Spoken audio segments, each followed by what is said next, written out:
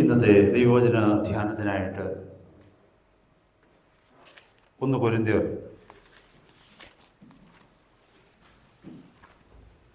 2 കൊരിന്ത്യർ 5-ാം അധ്യായം 20-ാമത്തെ വാക്യം. 2 Corinthians chapter 5 verse 20. ആകയാൽ ഞങ്ങൾ ക്രിസ്തുവിനു വേണ്ടി സ്ഥാനപതികളായി ദൈവത്തോട് നിരന്നുകൊള്ളുവീൻ എന്ന് ക്രിസ്തുവിന് പകരം അപേക്ഷിക്കുന്നു. അത് ദൈവം ഞങ്ങൾ മുഖാന്തരം പ്രബോധിപ്പിക്കുന്നത് പോലെ ആകുന്നു. Now then we are ambassadors for Christ, as though God did beseech you by us. We pray you in Christ instead, be you reconciled to God. പരിശുദ്ധ പിതാവേ, വീണ്ടും ഒരു നല്ല സമയം അങ്ങയുടെ സന്നിധി ഞങ്ങൾക്ക് തന്നിരിക്കുന്നതിനായിട്ട് സ്തോത്രം. ദൈവസഭയായി ഞങ്ങൾ അങ്ങയുടെ സന്നിധിയിലിരുന്ന് അവിടുത്തെ മുഖത്തേക്ക് നോക്കുന്ന കർത്താവേ, കേൾപ്പിച്ച വചനത്തിനായിട്ട് നന്ദിയോട് സ്തോത്രം. ഞങ്ങളുടെ പരിശുദ്ധാത്മാവിനാൽ ഈ തിരുവചനത്തിൻ്റെ ആഴങ്ങളെ ഗ്രഹിപ്പാൻ ഞങ്ങളെ സഹായിക്കണമേ എന്ന് പ്രാർത്ഥിക്കുന്നു. കേൾക്കുക മാത്രമല്ല, ഞങ്ങളുടെ ജീവിതത്തിൽ തിരുവചനത്തെ സ്വീകരിച്ച് അത് ഫലം പുറപ്പെടുവിക്കുന്നവരായി തീരുവാൻ തക്കവണ്ണം കർത്താവ് ഞങ്ങളെ സഹായിക്കണമേ. തിരുസാന്നിധ്യം കൂടെയോടിരുന്ന് അവിടുത്തെ പുത്രനായ ഞങ്ങളുടെ കർത്താവായ ക്രിസ്തുയേശുവിൻ്റെ പരിശുദ്ധ നാമത്തെ മഹത്വപ്പെടുത്തണമെന്ന് പ്രാർത്ഥിക്കുന്നു. പ്രാർത്ഥന കേട്ട കൃപയ്ക്കായി സ്തോത്രം.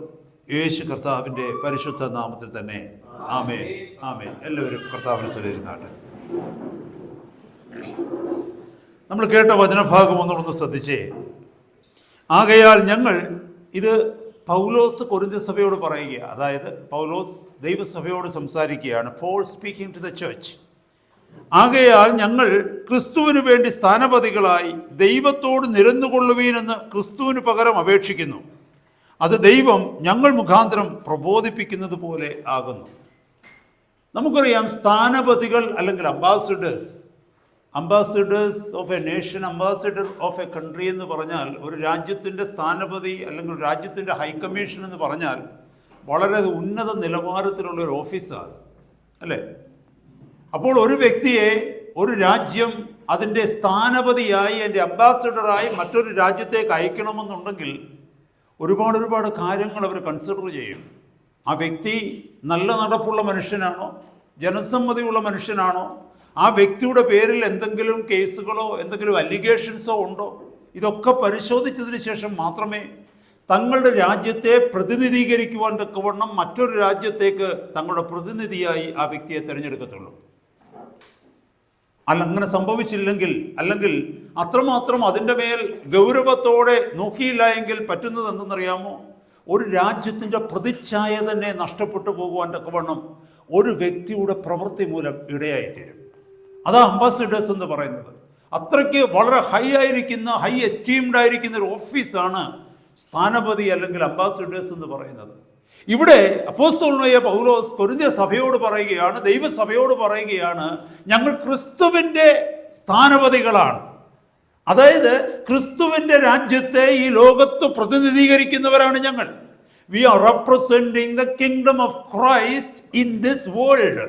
ഈ ലോകത്തിൽ ഞങ്ങൾ ആയിരിക്കുമ്പോൾ ഞങ്ങൾ ക്രിസ്തുവിൻ്റെ രാജ്യത്തെയാണ്, ദൈവത്തിൻ്റെ രാജ്യത്തെയാണ് ഈ ലോകത്തിൽ പ്രതിനിധീകരിക്കുന്നത്. ഞങ്ങൾ എന്തിനാണ് ക്രിസ്തുവിൻ്റെ സ്ഥാനപതികളായി വന്നിരിക്കുന്നതെന്ന് ചോദിച്ചാൽ, നിങ്ങളെ ദൈവത്തോട് നിരപ്പിക്കുവാൻ തക്കവണ്ണം. Price the Lord. നിങ്ങളും ദൈവരാജ്യവുമായി ഒരു ബന്ധം സ്ഥിരമാക്കുവാൻ തക്കവണ്ണം, നിങ്ങളെ ഈ രാജ്യത്തിലേക്ക് കൊണ്ടുവരുവാൻ തക്കവണ്ണം. ഇത് തന്നെയാണ് ഭൗതികമായ ഏതൊരു രാജ്യത്തിൻ്റെയും ഒരു സ്ഥാനപതിയുടെ ഉത്തരവാദിത്വം എന്ന് പറഞ്ഞാൽ ഇതാ. ഒരു അംബാസിഡറിൻ്റെ, ഒരു ഹൈക്കമ്മീഷൻ്റെ ഉത്തരവാദിത്വം എന്താണെന്ന് ചോദിച്ചാൽ, ഇന്റർനാഷണൽ ലെവലിൽ, അന്തർദേശീയ തലത്തിൽ രാജ്യങ്ങൾ തമ്മിലുള്ള ബന്ധത്തെ സുഗമമാക്കുക എന്നുള്ളതാണ് അവരുടെ ഉദ്ദേശ്യം, അല്ലേ? ഈ രാജ്യവും ഇന്ത്യയുമായിട്ടുള്ള ബന്ധം, അല്ലെങ്കിൽ വാണിജ്യ ബന്ധമായിക്കൊള്ളട്ടെ, മറ്റ് സാംസ്കാരിക ബന്ധങ്ങളായിക്കൊള്ളട്ടെ, അല്ലെങ്കിൽ സോഷ്യൽ റിലേഷൻഷിപ്പ് ആയിക്കൊള്ളട്ടെ, വാട്ട് എവർ ബി ഇറ്റ്, ആ ബന്ധത്തെ സുദൃഢമാക്കി വയ്ക്കുക.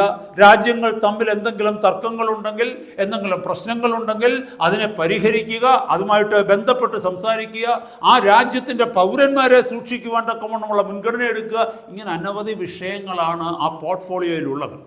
എന്നെ കേൾക്കുന്ന സഹോദരങ്ങളെ, ക്രിസ്തുവിൻ്റെ സ്ഥാനപതിയായി ഞാൻ ഈ ലോകത്തിലായിരിക്കുമ്പോൾ എൻ്റെ ഉത്തരവാദിത്വം എന്താണെന്നറിയാമോ? ക്രിസ്തുവിനെ അറിയാത്തവരുടെ മുമ്പിൽ ക്രിസ്തുവിനെ പരിചയപ്പെടുത്തുക. ക്രിസ്തുവിന്റെ രാജ്യത്തിലേക്ക് ചില വ്യക്തികളെ കൂട്ടിക്കൊണ്ടുവരിക. അതുമാത്രമല്ല, ക്രിസ്തുവിന്റെ അനുയായികളായിരിക്കുന്നവരെ സൂക്ഷിക്കുക, അവർക്ക് വേണ്ടി പ്രാർത്ഥിക്കുക, അവരെ ബലപ്പെടുത്തുക. ഞാൻ മുമ്പേ പറഞ്ഞതുപോലെ ഒരു രാജ്യം അതിൻ്റെ പൗരന്മാരെ മറ്റൊരു രാജ്യത്ത് സൂക്ഷിക്കുന്നത് പോലെ, കരുതുന്നത് പോലെ, അവരുടെ വിഷയങ്ങൾ അറിയുവാൻ തക്കവണ്ണം അംബാസിഡേഴ്സിനെ അവിടെ ആക്കി വെച്ചിരിക്കുന്നത് പോലെ ഈ ലോകത്തിലായിരിക്കുന്ന ദൈവമക്കൾക്ക് വേണ്ടി പ്രാർത്ഥിക്കുവാനും അവരെ ബലപ്പെടുത്തുവാനും അവരെ ശക്തീകരിക്കുവാനും അവരോട് ചേർന്ന് കൂട്ടായ്മ ആചരിക്കുവാനും ഒക്കെയാണ് സ്ഥാനപതികളായി, ക്രിസ്തുവിന്റെ സ്ഥാനപതികളായി നമ്മൾ നിയമിക്കപ്പെട്ടിരിക്കുന്നത്. ഇവിടെ അപ്പോസ്തലൻ പറയുന്നു, ഞങ്ങൾ ക്രിസ്തുവിന്റെ സ്ഥാനപതികളാണ്. We are the ambassadors of Christ. അപ്പോസ്തലൻ മാത്രമല്ല, കർത്താവിന്റെ നാമം വിളിക്കപ്പെട്ടിരിക്കുന്ന, കർത്താവിന്റെ രാജ്യത്തിന്റെ ഓഹരിക്കാരായിരിക്കുന്ന, കർത്താവിന്റെ രക്തത്താൽ വീണ്ടെടുക്കപ്പെട്ടിരിക്കുന്ന ദൈവമക്കളെ നമ്മളൊക്കെയും ഈ ലോകത്ത് പ്രതിനിധാനം ചെയ്യുന്നത് ക്രിസ്തുവിനെയാണ്. നമ്മളെല്ലാവരും ഓർത്തിരിക്കണം, നമ്മുടെ മേലുള്ള കോളിംഗ് അതാണ്. We are the ambassadors for Christ. ക്രിസ്തുവിന്റെ പ്രതിനിധികളാണ് നമ്മൾ. അങ്ങനെയാണെങ്കിൽ നാം ആയിരിക്കുന്ന ദേശത്ത്, നാം ആയിരിക്കുന്ന ജോലി സ്ഥലങ്ങളിൽ, നാം ആയിരിക്കുന്ന നെയ്ബർഹുഡിൽ, നാം കടന്നു പോകുന്നിടത്തൊക്കെയും നാം ക്രിസ്തുവിനെ പ്രതിനിധീകരിക്കുന്നുണ്ടോ? ഹല്ലേലൂയ.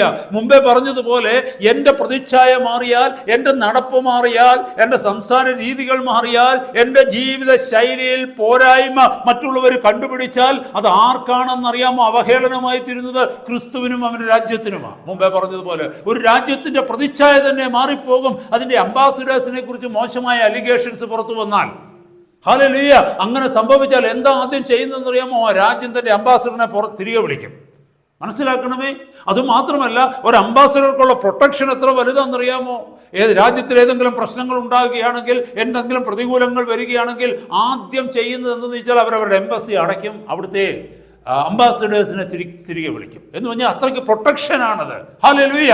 അത്രയ്ക്ക് ഹൈ റാങ്കിങ് ഓഫീസർ. എന്നെ കേൾക്കുന്ന സഹോദര സഹോദരി, ഈ വചനത്തിന്റെ വെളിച്ചത്തിൽ നോക്കുമ്പോൾ ഞാനും നിങ്ങളും തിരിച്ചറിയുന്നുണ്ടോ?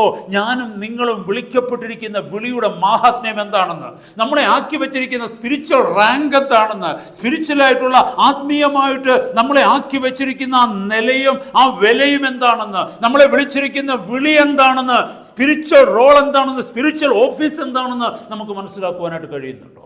ഹല്ലേലൂയ. ഇന്നത്തെ രാത്രികാലം ആ വലിയ സത്യം നമ്മളോട് മനസ്സിലാക്കണം. അപ്പോസ്തലൻ പറയുകയാണ്, ദൈവത്തോട് നിരന്നുകൊള്ളുവീനെന്ന് ക്രിസ്തുവിന് പകരം ഞങ്ങൾ അപേക്ഷിക്കുകയാണ്. Price the Lord. ക്രിസ്തുവാണ് അപേക്ഷിക്കുന്നത്. ക്രിസ്തുവാണ് ദൈവത്തോട് മനുഷ്യനെ നിരപ്പിക്കുവാൻ തക്കവണ്ണം ഈ ലോകത്തിലേക്ക് വന്നത്. ക്രിസ്തുവാണ്, അവനാണ് ആ ബ്രിഡ്ജ് എന്ന് പറയുന്നത്. He is bridging the gap between man and God. മനുഷ്യനും ദൈവവും തമ്മിൽ അകന്നുപോയ, പാപത്താൽ അകന്നുപോയ ആ ബന്ധത്തെ ചേർത്ത് കൊണ്ടുവരുന്നത് ക്രിസ്തുവാണ്.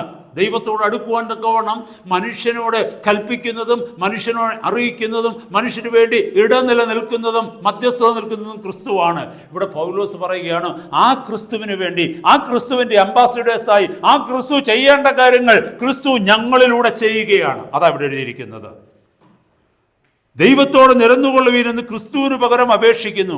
അത് ദൈവം ഞങ്ങൾ മുഖാന്തരം പ്രബോധിപ്പിക്കുന്നത് പോലെയാകുന്നു. അതിന്റെ അർത്ഥം എന്തോന്നറിയാമോ? It is something like God is speaking through us, God is admonishing through us, God is exhorting through us. ദൈവം ഞങ്ങളിലൂടെ നിങ്ങളോട് സംസാരിക്കുകയാണ്, ഞങ്ങളെ ഇടനിലക്കാരായി നിർത്തുകയാണ്. We become the spokesmen of God. ഞങ്ങൾ ദൈവത്തിന്റെ വക്താക്കളായി തീരുകയാണ്. സഹോദരങ്ങളെ, എത്ര ശ്രേഷ്ഠമേറിയ ഒരു പദവിയിലാണ് ഞാൻ നിൽക്കുന്നത്. എത്രമാത്രം ഞാൻ എന്നെ തന്നെ സൂക്ഷിക്കണം, ഞാൻ എത്രമാത്രം എൻ്റെ രീതികൾ സൂക്ഷിക്കണം, എൻ്റെ ജീവിതത്തെ സൂക്ഷിക്കണം, എത്രമാത്രം ഭയത്തോടെ ആയിരിക്കണം ഞാൻ ഈ ലോകത്തിന്റെ മുമ്പിൽ നിൽക്കേണ്ടത്, എത്രമാത്രം ഭയത്തോടെ ആയിരിക്കണം ഞാൻ എൻ്റെ ജോലി സ്ഥലത്ത് പെരുമാറേണ്ടത്, എത്രമാത്രം ഭയത്തോടെ ആയിരിക്കണം ഞാൻ എൻ്റെ ഭവനത്തിൽ എൻ്റെ മക്കളുടെ മുമ്പിൽ പെരുമാറേണ്ടത്, ഞാൻ എത്രമാത്രം ഭയത്തോടും സൂക്ഷ്മതയോടുമായിരിക്കണം ദൈവസഭയുടെ മുമ്പിൽ നിൽക്കേണ്ടത്, ദൈവസഭയുടെ മധ്യത്തിൽ നിൽക്കേണ്ടത്. കാരണം എന്തെന്നറിയാമോ? I am representing Christ and his kingdom. ഹല്ലേലൂയ. ഇന്നത്തെ പകൽക്കാലം ഈ വചനത്തിന്റെ മുമ്പാകെ ഇരിക്കുമ്പോൾ ഇന്ന് ശ്രേഷ്ഠമേറിയ ചില ആത്മീക മർമ്മങ്ങളെ നമ്മൾ ഈ വചനത്തിലൂടെ ഗ്രഹിക്കാനായിട്ട് പോവുകയാണ്. കൊരിന്ത്യ സഭയുടെ പ്രത്യേകത നിങ്ങൾക്കറിയാമോ? 1 കൊരിന്ത്യർ 1-ാം അധ്യായം, അതായത് കൊരിന്ത്യ ലേഖനം തുടങ്ങുമ്പോൾ തന്നെ അവിടെ കൊരിന്ത്യ സഭയെക്കുറിച്ച് ആ 1-ാം ലേഖനത്തിൽ വളരെ വ്യക്തമായിട്ട് എഴുതിയിട്ടുണ്ട്. ദൈവവചനത്തിലുള്ള ജ്ഞാനത്തിൽ അതിശ്രേഷ്ഠത ഉണ്ടായിരുന്ന ഒരു സഭയായിരുന്നു കൊരിന്ത്യ സഭ. അതുപോലെ തന്നെ പ്രീച്ചിങ് ആയാലും പ്രസംഗത്തിലായാലും കൃപാവരങ്ങളിലായാലും വളരെ മുൻപിൽ നിന്നിരുന്ന ഒരു സഭയായിരുന്നു ഏത്? കൊരിന്ത്യ സഭ. കൊരിന്ത്യ സഭ എന്ന് പറഞ്ഞാൽ വളരെ വലിയൊരു സഭയായിരുന്നു, കൃപാവരങ്ങളുടെ നിറവുള്ള ഒരു സഭയായിരുന്നു. മറ്റ് ലേഖനങ്ങളെ പോലെയല്ല. കൊരിന്ത്യ ലേഖനത്തിലേക്ക് നോക്കിക്കഴിഞ്ഞാൽ ഒരുപാട് കാര്യങ്ങൾ അവിടെ നമുക്ക് പഠിക്കുവാനുണ്ട്, കൃപാവരങ്ങളെ കുറിച്ച് പഠിക്കുവാനുണ്ട്. അതുമല്ല, അവിടെ എഴുതിയിരിക്കുന്നല്ലോ, നിങ്ങൾ ദൈവത്തിന്റെ മന്ദിരമാണ്, ശ്രേഷ്ഠമേറിയ വെളിപ്പാടുകൾ നിറഞ്ഞിരിക്കുന്ന ലേഖനമാണ് കൊരിന്ത്യ ലേഖനം. അതിന്റെ അർത്ഥം ആ വെളിപ്പാടുകളെ ഉൾക്കൊള്ളുവാൻ തക്കവണ്ണം ആത്മീക വളർച്ച പ്രാപിച്ച ഒരു ജനം കൊരിന്ത്യ സഭയുടെ ഉള്ളിൽ ഉണ്ടായിരുന്നു എന്നുള്ളത് അതിന്റെ സത്യം. Praise God. ഓഫ് കോഴ്സ് എല്ലാ സഭയിലും ഉള്ളതുപോലെ ദൈവഹിതം വിട്ട്, ദൈവ വഴി വിട്ട്, ദൈവനാമം ദുഷിക്കപ്പെടുവാൻ തക്കവണ്ണം ഇടയാക്കുന്ന കുറച്ചു പേരും അതിനകത്തുണ്ട്. അത് സത്യമാണ്. അവർക്ക് വേണ്ടി എഴുതിയിരിക്കുന്ന വാർണിങ്സ്, അവർക്ക് കൊടുത്തിരിക്കുന്ന മുന്നറിയിപ്പുകളൊക്കെ അതിനകത്ത് നമ്മൾ വായിക്കുന്നുണ്ട്. എങ്കിലും ദൈവസഭയെ മുഴുവനുമായി നോക്കിക്കഴിഞ്ഞാൽ അവരുടെ സ്പിരിച്വൽ ലെവൽ എന്ന് പറഞ്ഞ് വളരെ വലിയ ലെവലായിരുന്നു. അത് നമുക്ക് മനസ്സിലാക്കുവാനായിട്ട് കഴിയും. പക്ഷേ അതുപോലെ തന്നെ വേറെ ദുഃഖകരമായ ഒരു അവസ്ഥ എന്താണെന്നറിയാമോ? 1 കൊരിന്ത്യർ 3-ാം അധ്യായത്തിൻ്റെ 1-ാമത്തെ വാക്യത്തിൽ വരുമ്പോൾ അപ്പോസ്തലൻ അവരോട് പറയുന്നത് എന്താണെന്നറിയാമോ? ആകയാൽ സഹോദരന്മാരെ, അവിടെ പറയുന്നത് എന്താണെന്ന് വെച്ചാൽ, നിങ്ങളോട് ആത്മീകന്മാരോട് എന്ന പോലെയല്ല, ജഡീകന്മാരോട് എന്ന പോലെ, ക്രിസ്തുവിൽ ശിശുക്കളായിരിക്കുന്നവരെന്ന പോലെ അത്രേ എനിക്ക് സംസാരിക്കുവാൻ കഴിഞ്ഞുള്ളൂ. ചിന്തിച്ചു നോക്കിക്കേ. ദൈവിക വചനത്തിൽ ജ്ഞാനമുള്ളവർ, കൃപാവരങ്ങളാൽ നിറവുള്ളവർ, പ്രസംഗിക്കുവാൻ പാഠവമുള്ളവർ, എന്തുകൊണ്ടും ഉന്നത നിലവാരം കാത്തു സൂക്ഷിക്കുന്ന ഒരു ജനത്തോട് അപ്പോസ്തലൻ ആത്മാവിൽ പറയുകയാണ്, എനിക്ക് നിങ്ങളോട് സംസാരിക്കുവാൻ കഴിയുന്നത് ആത്മീകന്മാരോടെന്ന പോലെയല്ല, ജഡീകന്മാരോടെന്ന പോലെയാ. അതുമല്ല, ക്രിസ്തുവിൽ ശിശുക്കളായിരിക്കുന്നവരോട് എന്ന പോലെയാ എനിക്ക് നിങ്ങൾക്ക് സംസാരിക്കുവാനായിട്ട് കഴിഞ്ഞുള്ളൂ. ഇതെന്താ നമ്മളെ പഠിപ്പിക്കുന്നതെന്ന് അറിയാമോ സഹോദരങ്ങളെ? പലപ്പോഴും നമ്മൾ പലരെയും മാർക്കിടുന്നത്, നമ്മൾ പലപ്പോഴും പലരെയും വലിയവരെന്ന് കാണുന്നത്, നമ്മൾ പലർക്കും ബഹുമാനം കൊടുക്കുന്നത്, പലരെയും ആത്മീയ രീതിയിൽ, ആത്മീയ ചിന്തകളിൽ ഉന്നതിയിൽ കാണുന്നത് അവരുടെ ഗിഫ്റ്റുകൾ നോക്കിയായിരിക്കും പലപ്പോഴും. മറക്കരുത്, നന്നായി പ്രസംഗിക്കുന്ന ഒരു ദൈവത്തിൻ്റെ ദാസനാണെങ്കിൽ, നന്നായി കൃപാവരങ്ങൾ, ഹല്ലേലൂയ, കൃപാവരങ്ങളെ പകർന്ന് ദൈവസഭയ്ക്ക് പ്രയോജനമായി തീരുന്ന ഒരു ദൈവദാസനെയോ ദൈവദാസിയോ കാണുമ്പോൾ, അതുമാത്രമല്ല, ചിലരുണ്ട് മാസ്റ്റർ ഓഫ് സെറിമണീസ് എന്ന് കേട്ടിട്ടുണ്ടോ നിങ്ങൾ? മാസ്റ്റർ ഓഫ് സെറിമണീസ് എന്ന് പറഞ്ഞാൽ ചില ശുശ്രൂഷകൾ വളരെ ഭംഗിയായിട്ട് ചെയ്യും. അവരുടെ ചില ശുശ്രൂഷകൾ കണ്ടു കഴിഞ്ഞാൽ വളരെ ശ്രേഷ്ഠമായ ശുശ്രൂഷകളായിരുന്നു. ചിലതിനകത്ത് സ്പെഷ്യലൈസേഷൻ എടുത്തിരിക്കും. ചിലർ വിവാഹ ശുശ്രൂഷകൾ നടത്തുന്നത് ഒരു പ്രത്യേക, ചിലർ പറയും ഇന്ന ആളിൻ്റെ വിവാഹ ശുശ്രൂഷ ഒന്ന് കാണണം. ചിലർ ഫ്യൂണറൽ ശുശ്രൂഷ നടത്തുന്നത് കാണുമ്പോൾ അതിനകത്തെ മെസ്സേജുകൾ അതൊക്കെ നോക്കുമ്പോൾ they are specialised in that. അങ്ങനെയുള്ളവരെ വിളിക്കുന്നതാണ് മാസ്റ്റർ ഓഫ് സെറിമണീസ്. അപ്പം ഞാൻ പറഞ്ഞു വന്നത്, ചിലരെ മാസ്റ്റേഴ്സ് ഓഫ് സെറിമണീസിനെ കാണുമ്പോൾ, അവരുടെ ശുശ്രൂഷകൾ കാണുമ്പോൾ, അവരിലുള്ള extensive knowledge of the scriptures, ദൈവവചനത്തെക്കുറിച്ച് ആധികാരികമായി അവർ സംസാരിക്കുന്നത് കാണുമ്പോൾ, അതുമാത്രമല്ല അവരുടെ അപ്പിയറൻസ് കാണുമ്പോൾ, ഇതൊക്കെ കാണുമ്പോൾ പലപ്പോഴും സാധാരണക്കാർ തെറ്റിദ്ധരിച്ചു പോകും. They are spiritual men, probably they could be carnal. Hallelujah. പലപ്പോഴും പലരും തെറ്റിദ്ധരിച്ചു പോയും ഇവർ അതിവിശുദ്ധരാണെന്നും അതിഭയങ്കരമായ ആത്മീക മനുഷ്യരാണെന്നും, എന്നാൽ ഇവരിൽ പലരും ഉള്ളിൽ ജഡീകരാണെന്നുള്ള തിരിച്ചറിവ് മനസ്സിലാക്കുവാൻ പല വിശ്വാസികൾക്കും കഴിയാതെ പോകുന്നു. അതാണ് ഇവിടെ ഈ പാഠത്തിൽ നമ്മൾ മനസ്സിലാക്കുവാനായിട്ട് പോകേണ്ടത്. കൊരിന്ത്യ ലേഖനത്തിൽ നിന്ന്, കൊരിന്ത്യ സഭ എന്ന് പറയുന്നത് കൃപാവരങ്ങളിലും ദൈവിക ജ്ഞാനത്തിലും ദൈവവചനത്തിന്റെ അറിവിലൊക്കെയും മികച്ചു നിന്നിരുന്ന സഭയായിരുന്നു. എങ്കിലും അപ്പോസ്തലൻ അവരുടെ അടുക്കലേക്ക് കടന്നു വന്നപ്പോൾ അവരോട് പറയുകയാണ്, ആത്മീകരന്മാരോട് എന്ന പോലെ അല്ല ഞാൻ നിങ്ങളോട് സംസാരിക്കുന്നത്. I don't speak to you as though you are spiritual, but I speak to you as though you are carnal, like babes in Christ. ക്രിസ്തുവിൽ ശിശുക്കളായിരിക്കുന്നവരെ പോലെയാണ് ഞാൻ നിങ്ങളോട് സംസാരിക്കുന്നത്. ഇന്നത്തെ പകൽക്കാലം ശ്രദ്ധിക്കണമേ. We are called to be ambassadors of Christ. ഹല്ലേലൂയ. നമ്മുടെ അറിവിന്റെ മഹത്വം കൊണ്ടല്ല, നമ്മുടെ ബാഹ്യമായിട്ടുള്ള ഏതെങ്കിലും പ്രകടനങ്ങൾ കൊണ്ടല്ല, പിന്നെയോ ക്രിസ്തു നമ്മളെ തിരഞ്ഞെടുത്ത് ശ്രേഷ്ഠമായ ഉദ്യമത്തിലേക്ക് ആ ഉത്തരവാദിത്വം തന്ന് കർത്താവ് നമ്മളെ അയച്ചിരിക്കുന്നത് കൊണ്ടാണ് ആ ടൈറ്റിൽ അംബാസഡേഴ്സ് ഓഫ് ക്രൈസ്റ്റ് എന്നുള്ള ടൈറ്റിൽ നമുക്കുള്ളത്. മറന്നു പോകരുത് സഹോദരങ്ങളെ. ഒരു പ്രീച്ചർ തെറ്റിപ്പോയാൽ, അല്ലെങ്കിൽ ഒരു ടീച്ചർ ഓഫ് ദ സ്ക്രിപ്റ്റേഴ്സ് തെറ്റിപ്പോയാൽ, ഒരു സഭ മുഴുവനും തെറ്റിപ്പോകും. ഒരു സഭ മുഴുവനും എന്നല്ല, ആ വ്യക്തി എവിടൊക്കെ കടന്നു പോകുന്നുവോ, ആ വ്യക്തി എവിടൊക്കെ ശുശ്രൂഷ ചെയ്യുന്നുവോ, ആ ജനം മുഴുവനും വഞ്ചിക്കപ്പെട്ടു പോകുവാൻ്റെ കോണമിടയാകും. ഇന്ന് ക്രിസ്ത്യൻഡത്തിലേക്ക് നോക്കുമ്പോൾ, ക്രൈസ്തവ സമൂഹത്തിലേക്ക് നോക്കുമ്പോൾ, ദൈവസഭകളിലേക്ക് നോക്കുമ്പോൾ അനേകർ തെറ്റിപ്പോകുന്നതിൻ്റെ കാരണം എന്തെന്നറിയാമോ? അവർ കേൾക്കുന്ന പ്രീച്ചിങ് ആണ് ഒരു പരിധി വരെ അതിൻ്റെ ഉത്തരവാദിത്വമുള്ളത്. അവർ കേൾക്കുന്ന വചനം, അല്ലെങ്കിൽ അവരിരുന്ന് കേൾക്കുന്നത്, അവരോട് പ്രസംഗിക്കുന്ന വ്യക്തികളുടെ ജീവിതം, അവരുടെ ജീവിതചര്യ, അവരുടെ രീതി, അവർ എന്തിനോട് കൂടുതലായിട്ട് അഭികാമ്യമുള്ളവരായിരിക്കുന്നു, അതനുസരിച്ചാണ് അവരുടെ പ്രീച്ചിങ്, അതനുസരിച്ചാണ് കേട്ടുകൊണ്ടിരിക്കുന്ന ജനം വഴിതെറ്റി പോകുവാനുള്ള സാധ്യത നമുക്കറിയാം. ഒരു ബസ്സിലോ ഒരു വണ്ടിയിലോ കയറി ഇരുന്ന് കഴിഞ്ഞാൽ ആ ഇരിക്കുന്നവരല്ല തീരുമാനിക്കുന്ന വണ്ടി എങ്ങോട്ടാണ് പോകുന്നതെന്ന്, അത് ഓടിക്കുന്നവരെങ്ങോട്ട് കൊണ്ടുപോകുന്നോ അവിടെയാണ്, അങ്ങോട്ടാണ് ഇരിക്കുന്നവർ പോകുന്നത്. പക്ഷെ ഒരു സ്വാതന്ത്ര്യം നമുക്കുണ്ട്. എന്തോന്നറിയാമോ? നമുക്ക് പോകുന്ന സ്ഥലം താല്പര്യമില്ലെങ്കിൽ, പോകുന്ന വഴി താല്പര്യമില്ലെങ്കിൽ, ഡ്രൈവറിൻ്റെ രീതി ഇഷ്ടമല്ലെങ്കിൽ നമുക്ക് ചെയ്യാൻ പറ്റും, ആ ബസ്സിൽ നിന്ന് ഇറങ്ങാൻ പറ്റും. അത് മാത്രമേ നമുക്ക് ചെയ്യാൻ പറ്റൂ. We can leave that bus and get into another bus which we think going into the right way. Hallelujah. അപ്പോൾ എന്നെ കേൾക്കുന്ന സഹോദരങ്ങളെ, ഒരു preacher, that preacher has to be, or the teacher has to be a godly person, a spiritual person. Hallelujah. ഇവിടെ ഈ സ്ഥാനപതിയെക്കുറിച്ച് പറയുമ്പോൾ മുമ്പേ ഞാൻ പറഞ്ഞതുപോലെ ആ ഉത്തരവാദിത്വം അത്ര വലുതാണ് ദൈവസന്നിധിയിൽ. കാരണം ഒരു രാജ്യത്തെ മുഴുവനും പ്രതിനിധാനം ചെയ്യുന്ന വ്യക്തിയാണ് ഒരു സ്ഥാനപതി, അല്ലെങ്കിൽ ഒരു പ്രീച്ചർ എന്ന് പറയുന്നത്, ഒരു ടീച്ചർ എന്ന് പറയുന്നത്, അല്ല എങ്കിൽ ഒരു വിശ്വാസി എന്ന് പറയുന്നത് ഒരു രാജ്യത്തെ മുഴുവനും പ്രതിനിധീകരിക്കുന്നയാളാണ്. സഹോദരങ്ങളെ, നിങ്ങൾ ജോലി ചെയ്യുന്നിടത്ത് പലരും ക്രിസ്തുവിനെ കാണുന്നത് നിങ്ങളിലൂടെയാണ്. അവിടെ ഒരു പ്രീച്ചർ കടന്നു ചെല്ലുന്നില്ല, അവിടെ ഒരു ടീച്ചർ കടന്നു ചെല്ലുന്നില്ല, അല്ലെ ഒരു മിനിസ്റ്റർ ഓഫ് ദ ചർച്ച് കടന്നു ചെല്ലുന്നില്ല. നിങ്ങളെ അവിടെ കാണുന്നത് നിങ്ങളെ മാത്രമാണ്. അവിടെ നിങ്ങൾ മനസ്സിലാക്കണമേ, നിങ്ങളൊരു സ്ഥാനപതിയാ കർത്താവിൻ്റെ. You are an ambassadors of Christ there. അവിടെ നിങ്ങളുടെ ജോലി സ്ഥലത്ത് ക്രിസ്തുവിൻ്റെ സ്ഥാനപതിയായി നിൽക്കുന്നത് നിങ്ങളാണ്. ഹല്ലേലൂയ. ക്രിസ്തുവിനെ കാണിക്കേണ്ടത് നിങ്ങളാണ്, ക്രിസ്തുവിനെ കുറിച്ച് പറയേണ്ടത് നിങ്ങളാണ്. ദൈവത്തോട് അവിടെയുള്ളവരെ നിരപ്പിക്കുവാൻ തക്കവണ്ണം പ്രാർത്ഥിക്കുകയും പ്രയത്നിക്കുകയും ചെയ്യേണ്ടത് നിങ്ങളാണ്. ദൈവത്തിൻ്റെ പ്രബോധനം നിങ്ങളിലൂടെയാണ് അവിടെയുള്ളവർ കേൾക്കേണ്ടത്. അപ്പോൾ എത്രമാത്രം നിങ്ങളെക്കുറിച്ച് ഉത്തരവാദിത്വമുള്ളവരായിരിക്കണം, എത്രമാത്രം നിങ്ങളെ സൂക്ഷിക്കേണ്ടിയിരിക്കുന്നു. മുന്നോട്ടുള്ള സമയം നമ്മൾ കുറച്ച് സമയം ഈ വചനത്തിലേക്ക് ഒന്ന് ശ്രദ്ധിക്കുവാനായിട്ട് പോവുകയാണ്. Hallelujah. Only a few people have the discernment to recognize a man who has extensive knowledge of scriptures, gifted, eloquent, like what I said, master of ceremonies.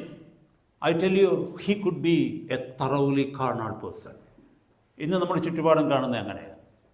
മുമ്പിൽ ഹല്ലേലൂയ ശ്രേഷ്ഠമേറിയ ശുശ്രൂഷകൾ ചെയ്തുകൊണ്ടിരുന്ന പലരും ഒരു സുപ്രഭാതത്തിൽ വീണു പോകുന്ന വാർത്തകൾ നമ്മൾ കേൾക്കുന്നു.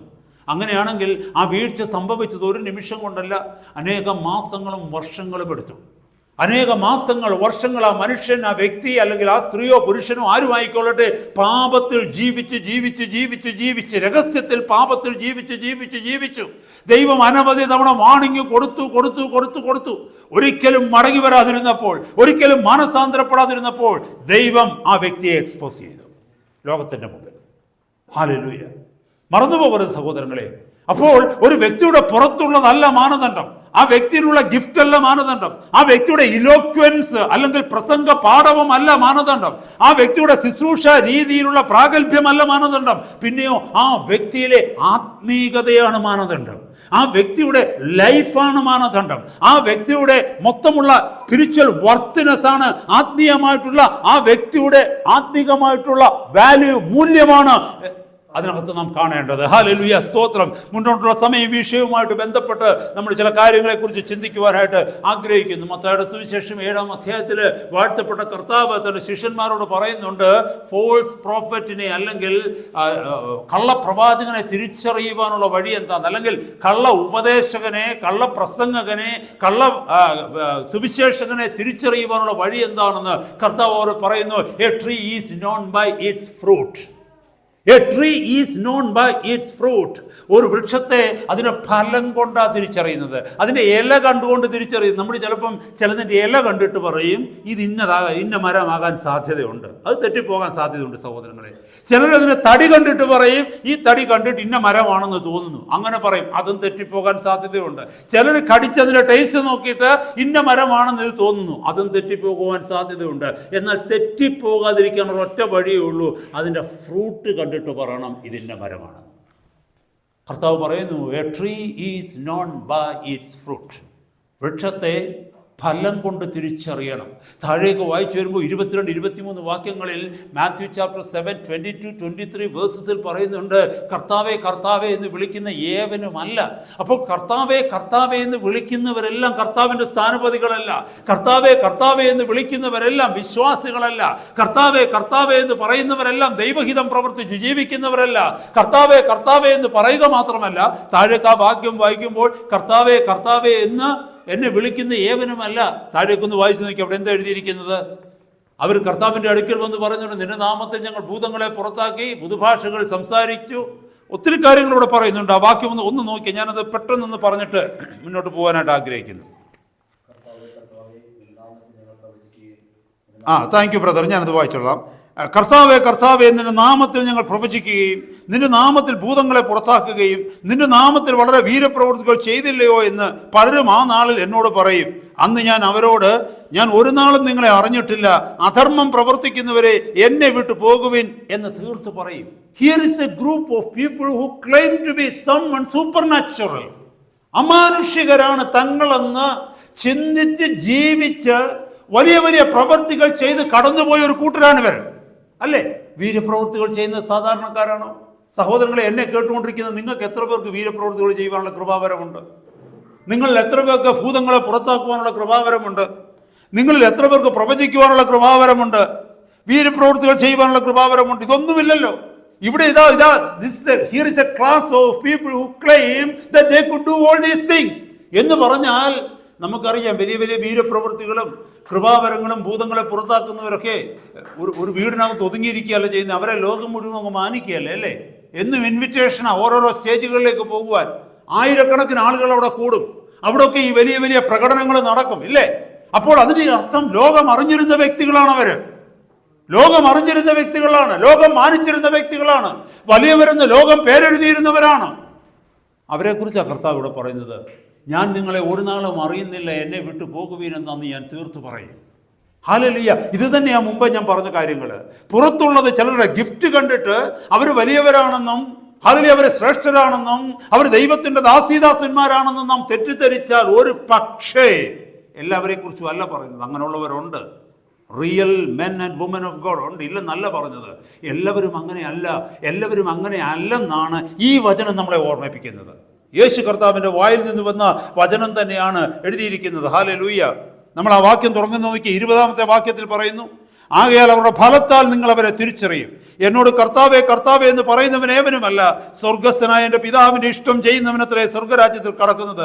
കർത്താവേ കർത്താവേ നിന്റെ നാമത്തിൽ ഞങ്ങൾ പ്രവചിക്കുകയും നിന്റെ നാമത്തിൽ ഭൂതങ്ങളെ പുറത്താക്കുകയും നിന്റെ നാമത്തിൽ വളരെ വീരപ്രവൃത്തികൾ ചെയ്തില്ലയോ എന്ന് പലരും ആ നാളിൽ എന്നോട് പറയും. അന്ന് ഞാൻ അവരോട്, ഞാൻ ഒരു നാളും നിങ്ങളെ അറിഞ്ഞിട്ടില്ല, അധർമ്മം പ്രവർത്തിക്കുന്നവരെ എന്നെ വിട്ടുപോകുവിൻ എന്ന് തീർത്ത് പറയും. This is a sign and this is a warning to us. We are thinking about the ambassadors of Christ. ക്രിസ്തുവിൻ്റെ സ്ഥാനപതികളെ കുറിച്ചാണ് നമ്മളിപ്പോൾ ചിന്തിക്കുന്നത്. നാം ക്രിസ്തുവിൻ്റെ സ്ഥാനപതി എന്ന് പറയുമ്പോൾ പെട്ടെന്ന് നമ്മുടെ മൈൻഡിലേക്ക്, നമ്മുടെ മനസ്സിലേക്ക് കടന്നു വരുന്നത് ഇങ്ങനെയുള്ള കുറേ ക്യാരക്ടേഴ്സിനെയാണ്. ചിന്തിച്ചു നോക്കി. ഇന്ന് ലോകത്തിനെ ഇൻഫ്ലുവൻസ് ചെയ്യുന്ന, ഇന്ന് ലോകത്തിൽ ക്രിസ്ത്യൻഡത്തിൽ വിശ്വാസ സമൂഹത്തിന്റെ മധ്യത്തിൽ പേരുള്ള, അനേക സ്റ്റേജുകൾ അലങ്കരിക്കുന്ന ഇങ്ങനെ പലരെയുമാണ് പെട്ടെന്ന് നമ്മുടെ ഓർമ്മയിലേക്ക് വരുന്നത് ക്രിസ്തുവിന്റെ സ്ഥാനപതികൾ എന്ന് പറയുമ്പോൾ. ഈ ലോകത്തിൽ ക്രിസ്തുവിനെ പരിചയപ്പെടുത്തുന്നവർ എന്ന് പറയുമ്പോൾ, ക്രിസ്തുവിന്റെ രാജ്യത്തെ പ്രതിനിധീകരിക്കുന്നവർ പറയുമ്പോൾ ഇങ്ങനെയുള്ള കുറച്ചു പേരെയാണ് പെട്ടെന്ന് ചിന്തയിലേക്ക് വരുന്നത്. കേൾക്കണമേ സഹോദരങ്ങളെ, അവരെല്ലാവരും ക്രിസ്തുവിന്റെ സ്ഥാനപതികളല്ല. They are all not the ambassadors for Christ. ആരുമില്ലെന്നല്ല ഞാൻ പറഞ്ഞത്. ഞാൻ പറയുന്ന വാക്കുകളെ മിസ്കോട്ട് ചെയ്യരുത്, അതിനെ തെറ്റിദ്ധരിക്കരുത്. എല്ലാവരും അല്ലെന്നല്ല പറയുന്നത്. ഉണ്ട്, ചിലപ്പോൾ മേ ബി 2% or 1% കാണും കർത്താവിനോട് കൂടെ നടക്കുന്നവർ. ഹല്ലേലൂയ. എന്നാൽ എല്ലാവരും ഇല്ലെന്നുള്ളതിൻ്റെ തെളിവാണ് കർത്താവ് താഴെ എഴുതിയിരിക്കുന്ന വാക്യങ്ങൾ. അന്നാളിൽ ഞാൻ അവരോട് പറയും, എന്നെ വിട്ടുപോകാൻ. നിങ്ങൾ ഇതൊക്കെ ചെയ്തു എന്നുള്ളത് സത്യമാണ്, വീരപ്രവൃത്തി ചെയ്തെന്ന് സത്യമാണ്, എൻ്റെ നാമത്തെ പലതും ചെയ്തെന്നുള്ളത് സത്യമാണ്. പക്ഷെ ഞാൻ നിങ്ങളെ അറിഞ്ഞിട്ടില്ല. കാരണം you were living as if you had a no laws, lawlessness. അങ്ങനെ അതിൻ്റെ ഗ്രീക്ക് വേർഡിൻ്റെ ഇംഗ്ലീഷ് ട്രാൻസ്ലേഷൻ. അതായത് നിയമമില്ലാത്തവരെ പോലെ, പ്രമാണമില്ലാത്തവരെ പോലെയാണ് നിങ്ങൾ ജീവിച്ചത്. ഹല്ലേലൂയ. അധർമ്മം പ്രവർത്തിച്ചവരെ എന്നുള്ള അധർമ്മം എന്ന വാക്കിൻ്റെ ഇംഗ്ലീഷ് വേർഡ് എന്ന് പറഞ്ഞാൽ ലോലെസ്നെസ് എന്നാണ്. അതിൻ്റെ ഗ്രീക്ക് മീനിങ്ങിലേക്ക്, ഗ്രീക്ക് വേർഡിലേക്ക് പോയിട്ട് അതിനെ കറക്റ്റായിട്ട് ഇംഗ്ലീഷിൽ ട്രാൻസ്ലേറ്റ് ചെയ്യുകയാണെങ്കിൽ living as if there is no law, living as if they are not bound by any law. ഒരു നിയമത്തിനും തങ്ങൾ കീഴ്പ്പെട്ടവരല്ല എന്ന പോലെ ജീവിക്കുന്നവർ, പ്രമാണം ഇല്ല എന്ന പോലെ ജീവിക്കുന്നവർ. ഇപ്പൊ നിങ്ങൾക്ക് മനസ്സിലായോ? സ്വന്തം ഇഷ്ടപ്രകാരം സ്വന്തം സുഖത്തിനു വേണ്ടി ജീവിച്ചവർ എന്ന അധർമ്മം എന്ന വാക്കിന് അവിടെ ഉപയോഗിച്ചിരിക്കുന്നത്. ഹല്ലേലൂയ. അങ്ങനെയെങ്കിൽ സഹോദരങ്ങളെ, ഇന്നത്തെ രാത്രി കേൾക്കണമേ, then who is a true ambassador for Christ? ക്രിസ്തുവിൻ്റെ സ്ഥാനപതി എങ്ങനെയായിരിക്കണം? ക്രിസ്തുവിൻ്റെ സ്ഥാനപതി ആരായിരിക്കണം? അതറിയണമെന്നുണ്ടെങ്കിൽ യഥാർത്ഥ സ്ഥാനപതികളെ തന്നെ നോക്കണം. ഭൗതികമായിട്ടുള്ള അർത്ഥത്തിൽ, ഫിസിക്കൽ മീനിങ്ങിൽ തന്നെ ഒരു രാജ്യത്തിൻ്റെ അംബാസിഡർ എന്ന് പറയുമ്പോൾ ആ വ്യക്തി എങ്ങനെയുള്ള ആളായിരിക്കണമെന്ന് തന്നെ നോക്കണം. അത് തന്നെ സിമ്പിളി ഇതിനകത്ത് അപ്ലൈ ചെയ്ത് കഴിഞ്ഞാൽ ക്ലിയറായിട്ട് നമുക്ക് മനസ്സിലാകും. ഒരു അംബാസിഡർ എന്ന് പറഞ്ഞാൽ എപ്പോഴും മനസ്സിലാക്കേണ്ടത് എന്താണെന്ന് ചോദിച്ചാൽ, ആ രാജ്യം ഉള്ളത് കൊണ്ടാണ് ഞാനുള്ളത് എന്നുള്ള ചിന്തയുണ്ടായിരിക്കണം. ആ രാജ്യവുമായി എപ്പോഴും ബന്ധപ്പെട്ടുകൊണ്ടിരിക്കുന്ന ആളായിരിക്കണം. ആ രാജ്യത്തിൽ എന്താ നടക്കുന്നത്, ആ രാജ്യത്തിലെ ഭരിക്കുന്നത് ആരാണ്, ഭരണകർത്താക്കൾ ആരാണ്, അവരുമായിട്ട് എപ്പോഴും ബന്ധം ഉണ്ടായിരിക്കുന്ന ആളാണ് ഒരു സ്ഥാനപതി എന്ന് പറയുന്നത്. ആ രാജ്യത്തെ വിട്ട് തനിക്കൊരു നിലനിൽപ്പില്ല, ഞാൻ ആ രാജ്യത്തെ റെപ്രസെന്റ് ചെയ്യുവാൻ തക്കവണ്ണം ഇവിടെ നിൽക്കുന്നയാളാണ് എന്ന് ആ രാജ്യം എന്നെ തിരികെ വിളിക്കുന്നുവോ, എന്ന് എൻ്റെ ഓഫീസ് അവരെ ക്യാൻസൽ ചെയ്യുന്നുവോ, അന്ന് ഞാൻ സ്ഥാനപതി അല്ലാതായിത്തീരും. ഞാൻ പറഞ്ഞല്ലോ, ആ ബന്ധം ഉണ്ടായിരിക്കണം. രണ്ടാമത്തെ ബന്ധം എന്താണെന്നറിയാമോ? തൻ്റെ ഓഫീസിനെ കുറിച്ച് ബന്ധമുള്ളതായിരിക്കണം.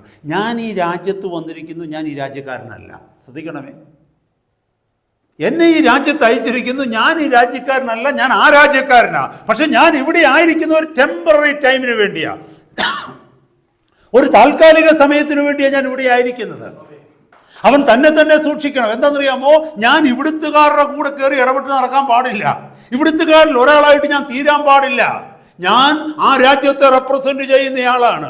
ഈ രാജ്യത്ത് സുഖമുണ്ടാകാം, ദുഃഖമുണ്ടാകാം, ഇവിടുത്തെ കാലാവസ്ഥകൾ മാറി വന്നേക്കാം, പലതും ഇവിടെ അയക്കാം. അതുമാത്രമല്ല, ആ രാജ്യത്ത് ഇഷ്ടമില്ലാത്ത ചിലതൊക്കെ ഈ രാജ്യത്ത് എനിക്ക് ഇഷ്ടപ്പെട്ടേക്കാം. ഇവിടുത്തെ ജീവിത സുഖങ്ങൾ എനിക്ക് ഇഷ്ടപ്പെട്ടേക്കാം, ഇവിടുത്തെ ആൾക്കാരെ എനിക്ക് ഇഷ്ടപ്പെട്ടേക്കാം. പക്ഷേ എനിക്ക് ഇവിടെ നിന്ന് മാറാൻ പറ്റില്ല, ഞാൻ ആ രാജ്യക്കാരനാണ്. ഹല്ലേലൂയ. അപ്പോൾ തന്നെ ശോധന ചെയ്തുകൊണ്ട്, ഹല്ലേലൂയ, തൻ്റെ ഓഫീസിനെ കീപ്പ് ചെയ്യുന്നവനായിരിക്കണം. അത് രണ്ടാമത്തെ ഉത്തരവാദിത്വമാണ്. മൂന്നാമത്തെ ഉത്തരവാദിത്വം എന്താണെന്നറിയാമോ?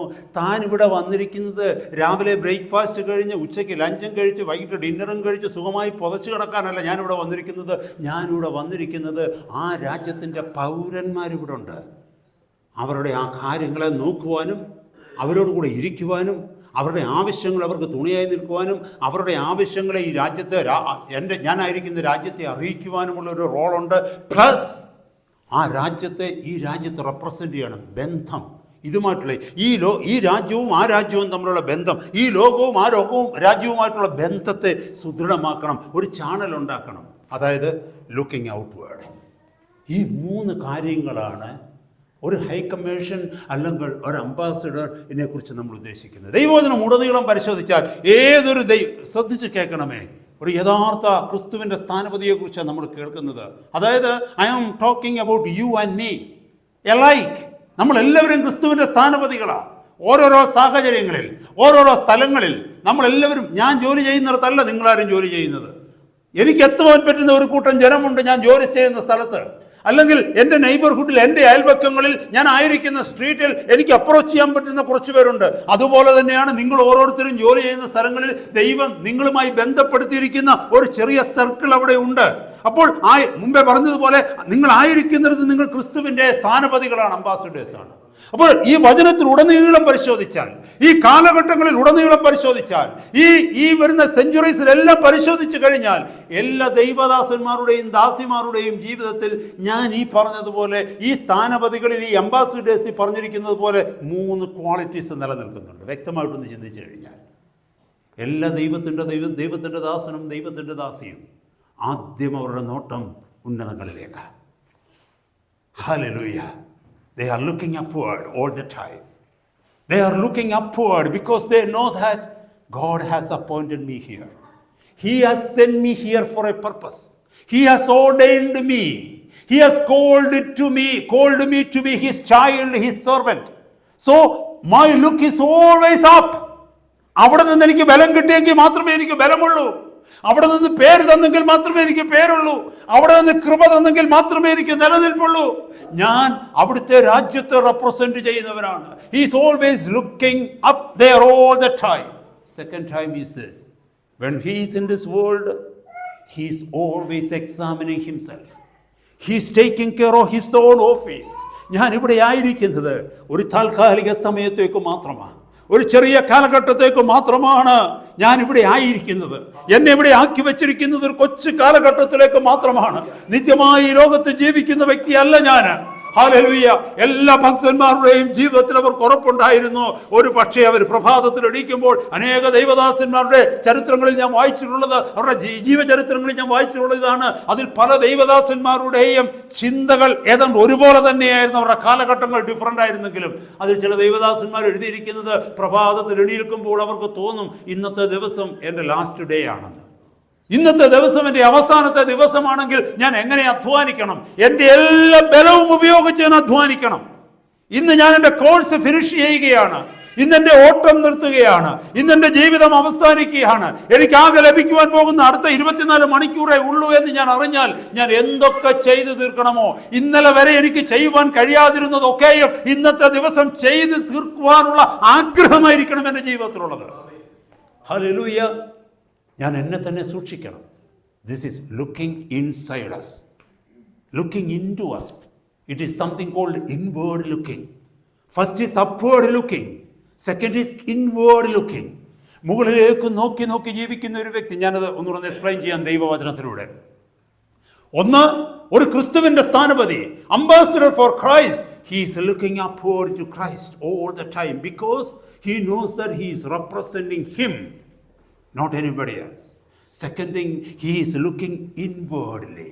He is looking unto him all the time, thinking that, hallelujah, examining himself, that am I reflecting Christ all the time? Am I representing his kingdom all the time? മുമ്പേ പറഞ്ഞതുപോലെ എൻ്റെ നടപ്പ് വൃഥാവിലാണോ? ഹല്ലേലൂയ. എൻ്റെ ടെസ്റ്റിമണി പോകുന്നുണ്ടോ? Hallelujah. ഞാൻ അവിടുത്തെ എനിക്ക് എന്നോട് പറഞ്ഞ കാര്യങ്ങളാണോ ഞാൻ ഈ ലോകത്ത് ചെയ്യുന്നത്? That is A secondary thing. Third thing, മുമ്പേ കേട്ടതുപോലെ ഒരു സ്ഥാനപതി അല്ലെങ്കിൽ ഒരു അംബാസഡർ, ഈ ലോകത്തിലെ ഒരു വേൾഡിലെ അംബാസഡർ എന്താ ചെയ്യുന്നത്? മറ്റുള്ളവരോട് ബന്ധപ്പെട്ടിരിക്കുന്നത് പോലെ, മറ്റുള്ളവർക്ക് വേണ്ടി വിളിക്കപ്പെട്ടിരിക്കുന്നത് പോലെ, മറ്റുള്ളവരോടുള്ള ഉത്തരവാദിത്തത്തിൽ ആക്കി വെക്കപ്പെട്ടിരിക്കുന്നത് പോലെ, ക്രിസ്തുവിൻ്റെ സ്ഥാനപതിയായിരിക്കുന്ന എന്നെ കർത്താവ് സ്ഥാനപതിയാക്കി വെച്ചതെന്ന് അറിയാമോ?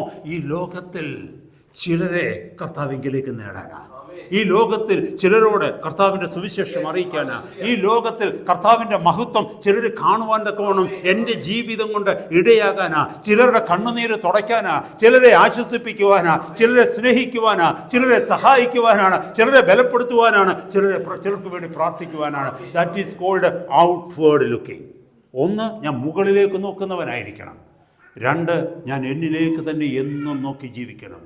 മൂന്ന്, മുകളിലേക്ക് നോക്കി എന്നിലേക്ക് നോക്കിയിട്ട് ഞാൻ വെളിയിലേക്ക് നോക്കുന്ന വ്യക്തിയായിരിക്കണം. കാരണം ഞാൻ എനിക്ക് വേണ്ടി മാത്രം ജീവിക്കുന്നവനാകരുത്. നമുക്ക് മുന്നോട്ടുള്ള സമയം ഇതൊന്ന് ദൈവവചനത്തിലൂടെ ഈ സത്യം നമുക്കൊന്ന് മനസ്സിലാക്കാനായിട്ട് ശ്രമിക്കാം. ഒന്ന്, മുകളിലേക്ക് നോക്കി ജീവിക്കുന്നവനാണ് അപ്വേർഡ് ലുക്കിംഗ്. ഹല്ലേലൂയ. ഉന്നതങ്ങളിലേക്ക് നോക്കി ജീവിക്കുന്നവനാണ് ക്രിസ്തുവിൻ്റെ സ്ഥാനപതി. ഉന്നതങ്ങളിലേക്ക് നോക്കി ജീവിക്കുന്നവനാണ് യഥാർത്ഥ godly man or a godly woman. ഒരു ദൈവ മനുഷ്യൻ എന്ന് പറയുന്നത്, ഒരു നല്ല സഹോദരി, ദൈവത്താൽ വിളിക്കപ്പെട്ട ഒരു സഹോദരി എന്ന് പറയുന്നത്, അവളുടെ ജീവിതമല്ലേ, അവന്റെ ജീവിതം എപ്പോഴും aligned to above heaven. Hallelujah. Heavenly centred ആയിരിക്കും, സ്വർഗോന്മുഖമായിരിക്കും. കാരണം എന്താണെന്നറിയാമോ? ഞാൻ മുമ്പേ പറഞ്ഞതുപോലെ ഒരു ചെറിയ കാലഘട്ടത്തിലേക്ക് ഞാൻ ഇവിടെ ആയിരിക്കുന്നു എന്ന് മാത്രമേ ഉള്ളൂ എൻ്റെ കോളിങ്. ഞാൻ അവിടത്തേക്ക് ബന്ധപ്പെട്ടവരാണ്. എൻ്റെ ഭവനം അവിടെയാണ്. Hallelujah. We are called to be God's worshippers. മറന്നു പോകരുത്. We are called to be God's worshippers. ദൈവത്തെ ആരാധിക്കുവാൻ തക്കവണ്ണം വിളിക്കപ്പെട്ടവരാണ് നമ്മൾ. ഹല്ലേലൂയ. നമ്മുടെ നടപ്പിലും ഇരിപ്പിലും, നമ്മുടെ കിടപ്പിലും, നമ്മുടെ നല്ല ഫ്രീ സമയത്തായാലും അല്ല ബിസിയായിരിക്കുന്ന സമയത്തായാലും നമ്മുടെ ഹൃദയത്തിലുള്ള ഒരൊറ്റ ചിന്ത മാത്രമേ ഉള്ളൂ: ദൈവത്തെ ആരാധിക്കുക, ദൈവത്തെ മഹത്വപ്പെടുത്തുക. എൻ്റെ വാക്കുകൊണ്ട്, എൻ്റെ ചിന്ത കൊണ്ട്, എൻ്റെ ജീവിത രീതികൾ കൊണ്ട്, എൻ്റെ പ്രവൃത്തികൾ കൊണ്ട് കർത്താവിൻ്റെ നാമത്തിന് എപ്പോഴും മഹത്വം വരിക. കർത്താവിൽ മാത്രം ഞാൻ ആശ്രയിക്കുക. എൻ്റെ ജീവൻ അവിടുന്നാണ്, എൻ്റെ ഉറവിടം അവിടുന്നാണ്, എന്നെ നിർത്തിയിരിക്കുന്നത് അവിടുന്നാണ്. അവിടുത്തെ ശ്വാസമാണ് എന്നിൽ വ്യാപരിക്കുന്നത്. അവിടുത്തെ കൃപയൊന്ന് മാത്രമാണ് എന്നെ നിലനിർത്തിയിരിക്കുന്നത്. അവിടുന്ന് കൈമലർത്തിയാൽ ഞാൻ ഇല്ലാതെയായി പോകും. അവിടുന്ന് കൃപയെ തിരിച്ചു വിളിച്ചാൽ, തിരിച്ചെടുത്താൽ, മുമ്പേ പറഞ്ഞതുപോലെ ഒരു രാജ്യം അതിന്റെ അംബാസിഡറിനെ മടക്കി വിളിച്ചാൽ അവൻ വെറും ഒരു സിറ്റിസൺ മാത്രമായി പോകും. അവന്റെ സ്ഥാനം പോയി, അവന്റെ എല്ലാം പോയി. മുകളിലേക്ക് നോക്കി കർത്താവിനെ ആരാധിച്ച് ജീവിക്കുന്ന വ്യക്തിയാണ്. സങ്കീർത്തനക്കാരൻ 73-ാം സങ്കീർത്തനത്തിൽ 25-ാമത്തെ വാക്യത്തിൽ ആസാഫിന്റെ മനോഹരമായ ഒരു സങ്കീർത്തനമാണ്. അവിടെ എഴുതിയിരിക്കുന്നു, 73:25 എഴുതിയിരിക്കുന്നു, സ്വർഗത്തിൽ എനിക്ക് ആരുള്ളൂ, ഭൂമിയിലും നിന്നെ അല്ലാതെ ഞാൻ ആരെയും ആഗ്രഹിക്കുന്നില്ല. സ്വർഗത്തിൽ എനിക്ക് ആരുള്ളൂ, ഭൂമിയിലും നിന്നെ അല്ലാതെ ഞാൻ ഒന്നും ആഗ്രഹിക്കുന്നില്ല. Whom have I in heaven except thee, and I don't desire anyone on earth besides thee. അങ്ങേ കൂടാതെ വേറൊന്നും, അങ്ങല്ലാതെ വേറൊന്നും ഞാൻ ആഗ്രഹിക്കുന്നില്ല. എന്നെ കേൾക്കുന്ന ദൈവ പൈതലേ, ഈ ഭൂമിയിൽ ഞാൻ മുമ്പേ പറഞ്ഞതുപോലെ ഈ ഭൂമിയിൽ കുറച്ചു കാലമായിരിക്കുമ്പോൾ നമ്മുടെ ജീവിതത്തിൽ അനേക സൗകര്യങ്ങളുണ്ടെന്ന് നമുക്ക് തോന്നിയേക്കാം. നല്ലൊരു വീടുണ്ടെന്ന് തോന്നിയേക്കാം, നല്ലൊരു ജോലി കിട്ടിയെന്ന് തോന്നിയേക്കാം, ജീവിതത്തിന്റെ സാഹചര്യങ്ങളൊക്കെ അനുകൂലമാണെന്ന് തോന്നിയേക്കാം. പക്ഷെ ഒരിക്കലും നമുക്ക് അതിനോട് യോജിച്ചു പോകുവാൻ, അതിനോട് ചേർന്ന് പോകുവാൻ കൊണ്ട് നമുക്ക് കഴിയത്തില്ല. മുമ്പേ പറഞ്ഞതുപോലെ ഇന്ത്യയുടെ അംബാസിഡർ ബ്രിട്ടനിലേക്ക് വന്നു കഴിഞ്ഞാൽ ഒരു കാലഘട്ടത്തിലേക്ക് 2-3 വർഷത്തേക്ക് മാത്രം അയക്കപ്പെട്ടവന് ഇവിടുത്തെ സ്ഥലങ്ങൾ ഇഷ്ടപ്പെട്ടതുകൊണ്ട്, ഇവിടുത്തെ വീടുകൾ ഇഷ്ടപ്പെട്ടതുകൊണ്ട്, ഇവിടുത്തെ ആളുകളെ ഇഷ്ടപ്പെട്ടതുകൊണ്ട്, ഇവിടുത്തെ കാലാവസ്ഥ ഇഷ്ടപ്പെട്ടതുകൊണ്ട് ഇവിടെ അങ്ങ് തങ്ങാമെന്ന് പുള്ളിക്ക് ചിന്തിക്കാൻ പറ്റത്തില്ല. അവർ തിരിച്ചു വിളിക്കുമ്പോൾ മടങ്ങിപ്പോണം. ക്രിസ്തുവിൻ്റെ സ്ഥാനപതിയുടെ പ്രത്യേകത അതാണ്. ഈ ലോകത്തിൻ്റെ സ്ഥാനപതി അങ്ങനെയാണെങ്കിൽ സ്വർഗരാജ്യത്തിൻ്റെ സ്ഥാനപതിയായ ഞാനും നിങ്ങളും ചിന്തിക്കേണ്ടത് ഇതാണ്: ഈ ലോകത്തിലെ ചില സുഖ സൗകര്യങ്ങൾ ഇഷ്ടപ്പെട്ടത് കൊണ്ട്, ഈ ലോകത്തിലെ ചില സന്തോഷിപ്പിക്കുന്ന ചില കാര്യങ്ങൾ എനിക്ക് ഇഷ്ടപ്പെട്ടത് കൊണ്ട്, എനിക്ക് നല്ല ജോലി കിട്ടിയത് കൊണ്ട്, ആരോഗ്യം കിട്ടിയത് കൊണ്ട്, ഇവിടുത്തെ സാഹചര്യങ്ങൾ അനുകൂലമായി തീർന്നത് കൊണ്ട് ഇവിടെ ഒരു അടുത്ത 1000 വർഷം ജീവിക്കാമെന്ന് തെറ്റിദ്ധരിക്കരുത്. അതുകൊണ്ട് ആസാഫ് പ്രാർത്ഥിച്ചത്, സ്വർഗത്തിൽ അങ്ങല്ലാതെ എനിക്ക് മറ്റാരുമില്ല, സ്വർഗത്തിൽ വേറെ ആരെയും എനിക്ക് അറിയത്തില്ല, യേശു കർത്താവ് അല്ലാതെ എനിക്ക് വേറെ ആരാ അവിടെ ഉള്ളത്, എൻ്റെ സ്വന്തമെന്ന് പറയുവാൻ എനിക്ക് യേശു അല്ലാതെ മറ്റാരാ ഉള്ളത്. ഈ ലോകത്തിലെ ജീവിതം കഴിഞ്ഞ് ഞാൻ സ്വർഗത്തിലേക്ക് പോകുവാൻ ഓടിക്കൊണ്ടിരിക്കുമ്പോൾ എനിക്കുള്ള ഒരേ ഒരു പേര്, എനിക്കുള്ള ഒരേ ഒരു പരിചയക്കാരൻ എനിക്ക് വേണ്ടി മരിച്ച എൻ്റെ കർത്താവാണ്, എന്നെ സ്നേഹിച്ച എൻ്റെ കർത്താവാ. ഈ ഭൂമിയിൽ ഞാൻ ജീവിതകാലം മുഴുവനും സേവിച്ച എൻ്റെ കർത്താവ് മാത്രമേ സ്വർഗത്തിൽ എനിക്കുള്ളൂ. ഹല്ലേലൂയ. എൻ്റെ സ്വന്തമെന്ന് പറയുവാൻ എൻ്റെ കർത്താവ് മാത്രമേ എവിടെ ഉള്ളൂ. പാട്ടുകാരൻ പാടുന്നതിനോട്ട് യേശു അല്ലാതെ മറ്റൊരു സ്വന്തമായിട്ട് എനിക്ക് ഒന്നുമില്ല. ഒരു ക്രിസ്തുവിൻ്റെ സ്ഥാനപതിയുടെ ചിന്ത എപ്പോഴും അതായിരിക്കണം. സ്വർഗത്തിൽ അങ്ങ് മാത്രമേ ഉള്ളൂ. കർത്താവേ, അങ്ങയല്ലാതെ ഈ ഭൂമിയിൽ ഒന്നും എനിക്ക് വേണ്ട. സ്വർഗത്തിലായാലും ഭൂമിയിലായാലും നീ മാത്രം എനിക്ക് മതി. അതാ ആസാഫ് പാടിയത്. അപ്പോസ്തലനായ പൗലോസ് അത് തന്നെയാണ് പറഞ്ഞത്. ഞാൻ മരിക്കുന്നത് എനിക്ക് വളരെ സന്തോഷമാണ്, കാരണം എൻ്റെ ക്രിസ്തുവിനോടുകൂടെ ചേരാൻ. പക്ഷെ ഭൂമിയിലായിരിക്കുന്നത് നിങ്ങളെ ഓർക്കുമ്പോൾ എനിക്ക് ഭൂമിയിൽ കുറച്ച് നാളും കൂടി ഇരിക്കാം. എന്തിനാ? നിങ്ങളുടെ കൂടെ ഇരുന്ന് ഭക്ഷിക്കാനും പാനം ചെയ്യുവാനും ഒന്നുമല്ല, പിന്നെയോ ക്രിസ്തുവിനെ കുറിച്ച് നിങ്ങളോട് പറയാൻ. ഇപ്പം മരിച്ചാലും ജീവിച്ചാലും നമ്മൾ ക്രിസ്തുവിനുള്ളവരാണ്. ഒരു ക്രിസ്തുവിൻ്റെ സ്ഥാനപതിയുടെ പ്രത്യേകത ഇതാ. ഇത് കേട്ടിട്ട് വേണം നമ്മൾ ചുറ്റുപാടുമുള്ളവരെ നോക്കാൻ അവർ സ്ഥാനപതികളാണോ എന്ന്. അതിനാണ് ഇത് പഠിപ്പിക്കുന്നത്. This is a sign, this is a sign. ക്രിസ്തു ജീവിച്ച പോലുള്ള ജീവിതമാണോ അവർ ജീവിക്കുന്നത്? ക്രിസ്തു പ്രസംഗിച്ചതുപോലെയാണോ അവർ പ്രസംഗിക്കുന്നത്? അപ്പോസ്തലന്മാർ ക്രിസ്തുവിനെ അനുഗമിച്ചതുപോലെയാണോ ഇവർ അവരുടെ ജീവിതത്തിൽ ക്രിസ്തുവിനെ അനുഗമിക്കുന്നത്? യേശു നിന്നത് ലോകത്തിനെതിരായിട്ടാ, പക്ഷെ ഇന്ന് കാണുന്ന സ്ഥാനപതികൾ എന്ന് പറയുന്ന പലരും ലോകത്തിന് അനുകൂലമായിട്ടാണ് നിൽക്കുന്നത്. ഹല്ലേലൂയ. നമ്മൾ മനസ്സിലാക്കണമേ സഹോദരങ്ങളെ, ക്രിസ്തു എന്ത് കാണിച്ചുവോ, ക്രിസ്തു എന്ത് പഠിപ്പിച്ചുവോ അതിന് നേരെ എതിരായിട്ടാണ് അവർ പ്രവർത്തിക്കുന്നത്. പക്ഷെ ക്രിസ്തുവിന്റെ നാമം എടുത്തുകൊണ്ട്, യേശുവിന്റെ നാമം എടുത്തുകൊണ്ട് കർത്താവ് ദരിദ്രരോടുകൂടെ സുവിശേഷം അറിയിക്കുവാനായിട്ട് വന്നു. പക്ഷേ ഇന്നത്തെ ക്രിസ്തുവിന്റെ സ്ഥാനപതികൾ എന്ന് പറയുന്നവർക്ക്, ക്രിസ്തുവിന്റെ അംബാസിഡേഴ്സ് എന്ന് പറയുന്നവർക്ക് ദരിദ്രരോടുള്ള അടുപ്പം പിന്നെ ആരോടാ? ധനവാന്മാരോടാ അടുപ്പം, അല്ലേ? ധനികരോടാ അടുപ്പം.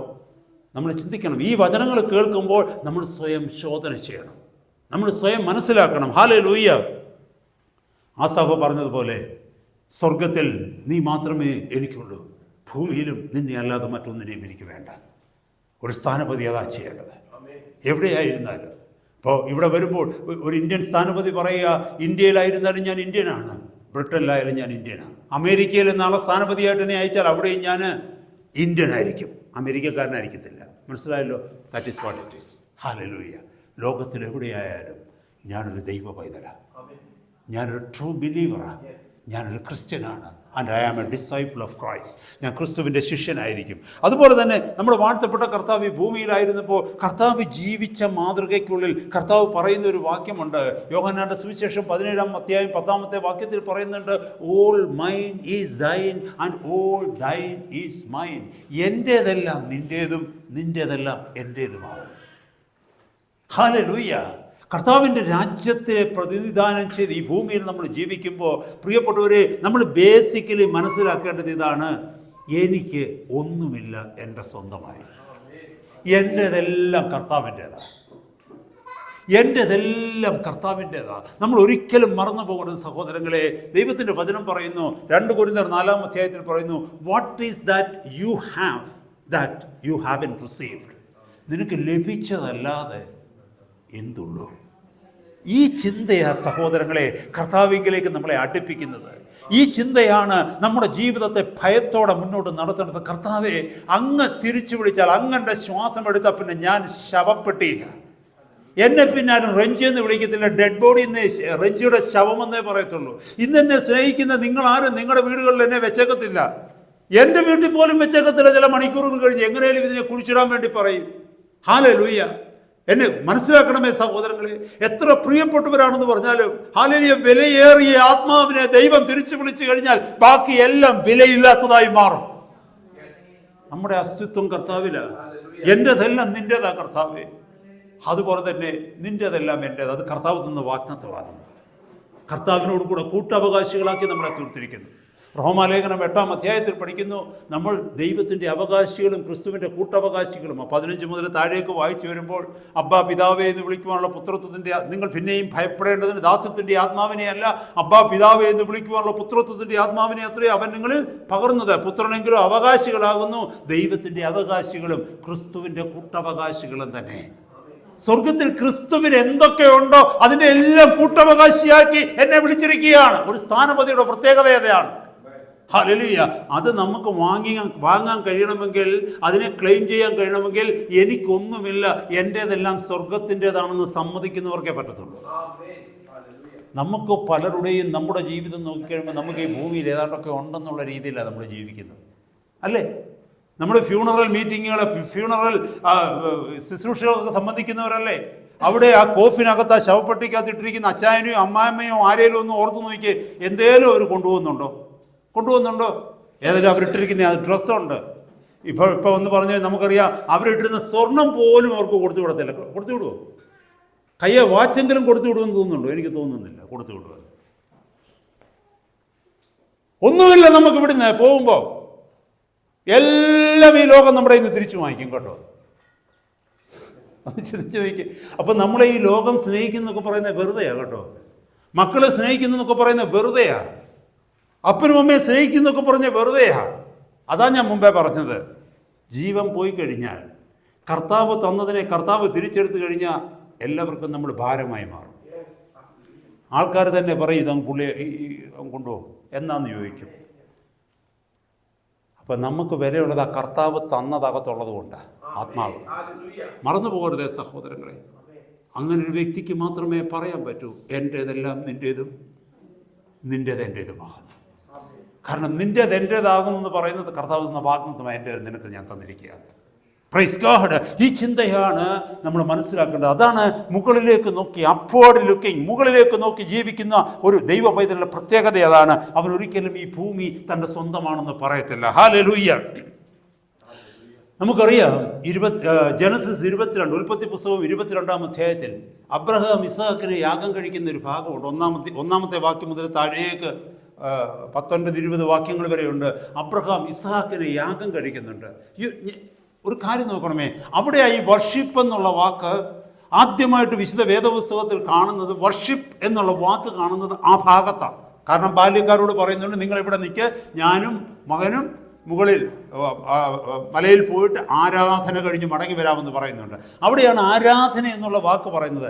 ഈ ആരാധന കഴിഞ്ഞ് മടങ്ങി വരാമെന്ന് അബ്രഹാം പറഞ്ഞെങ്കിൽ പെട്ടെന്ന് നമ്മൾ ചിന്തിക്കണം, എന്താണ് അബ്രഹാം പറയുന്ന ആരാധന? അത് പിന്നെ കാണിക്കുന്നുണ്ട്. എന്തുവെന്നറിയാമോ? താൻ ഏറ്റവും കൂടുതൽ സ്നേഹിക്കുന്ന തൻ്റെ ഏക മകനെ, ഇസ്മായിലിനെ കുറിച്ച് ചിന്തിക്കേണ്ട കേട്ടോ, വാഗ്ദത്ത സന്തതിയെക്കുറിച്ചാണ് നമ്മൾ പറയുന്നത്. താൻ ഏറ്റവും കൂടുതൽ സ്നേഹിക്കുന്ന, ദൈവം തനിക്ക് തന്ന, തൻ്റെ വാർദ്ധക്യത്തിൽ തനിക്ക് ജനിച്ച തൻ്റെ ഏറ്റവും പ്രിയപ്പെട്ട മകനെ കയ്യും കാലും കെട്ടി യാഗപീഠത്തിൻ്റെ മേൽ വെച്ചിട്ട് ദൈവത്തിൻ്റെ ആജ്ഞപ്രകാരം ദൈവത്തിൻ്റെ മുമ്പിൽ യാഗം കഴിക്കുവാൻ പോകുക. അതാ ആരാധന. നിനക്ക് ഏറ്റവും പ്രിയപ്പെട്ടതിനെ ദൈവത്തിൻ്റെ സന്നിധിയിലേക്ക് വെച്ച് ഇത് നിൻ്റേതാണെന്ന് പറയുന്നതാണ് ആരാധന. Praise God.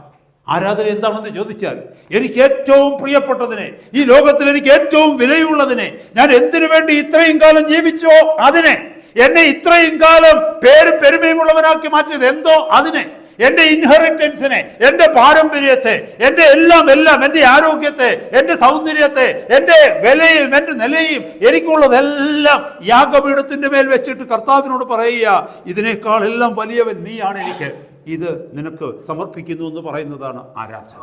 ക്രിസ്തുവിൻ്റെ സ്ഥാനപതി അതാ. ക്രിസ്തുവിൻ്റെ സ്ഥാനപതിക്ക് വേറൊന്നുമില്ല. ഹല്ലേലൂയ.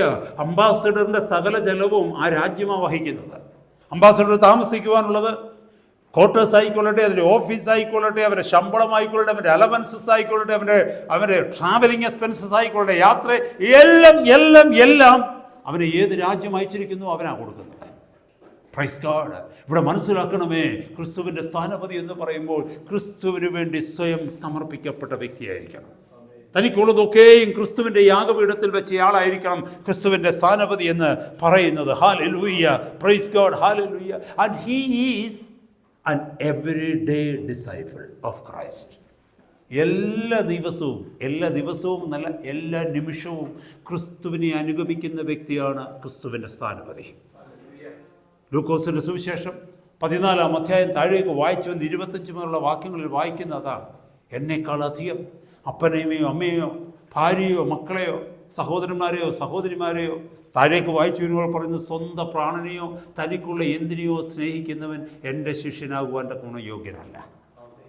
സകലത്തെക്കാളധികം കർത്താവിനെ സ്നേഹിക്കുന്നവനാണ് കർത്താവിൻ്റെ ശിഷ്യൻ.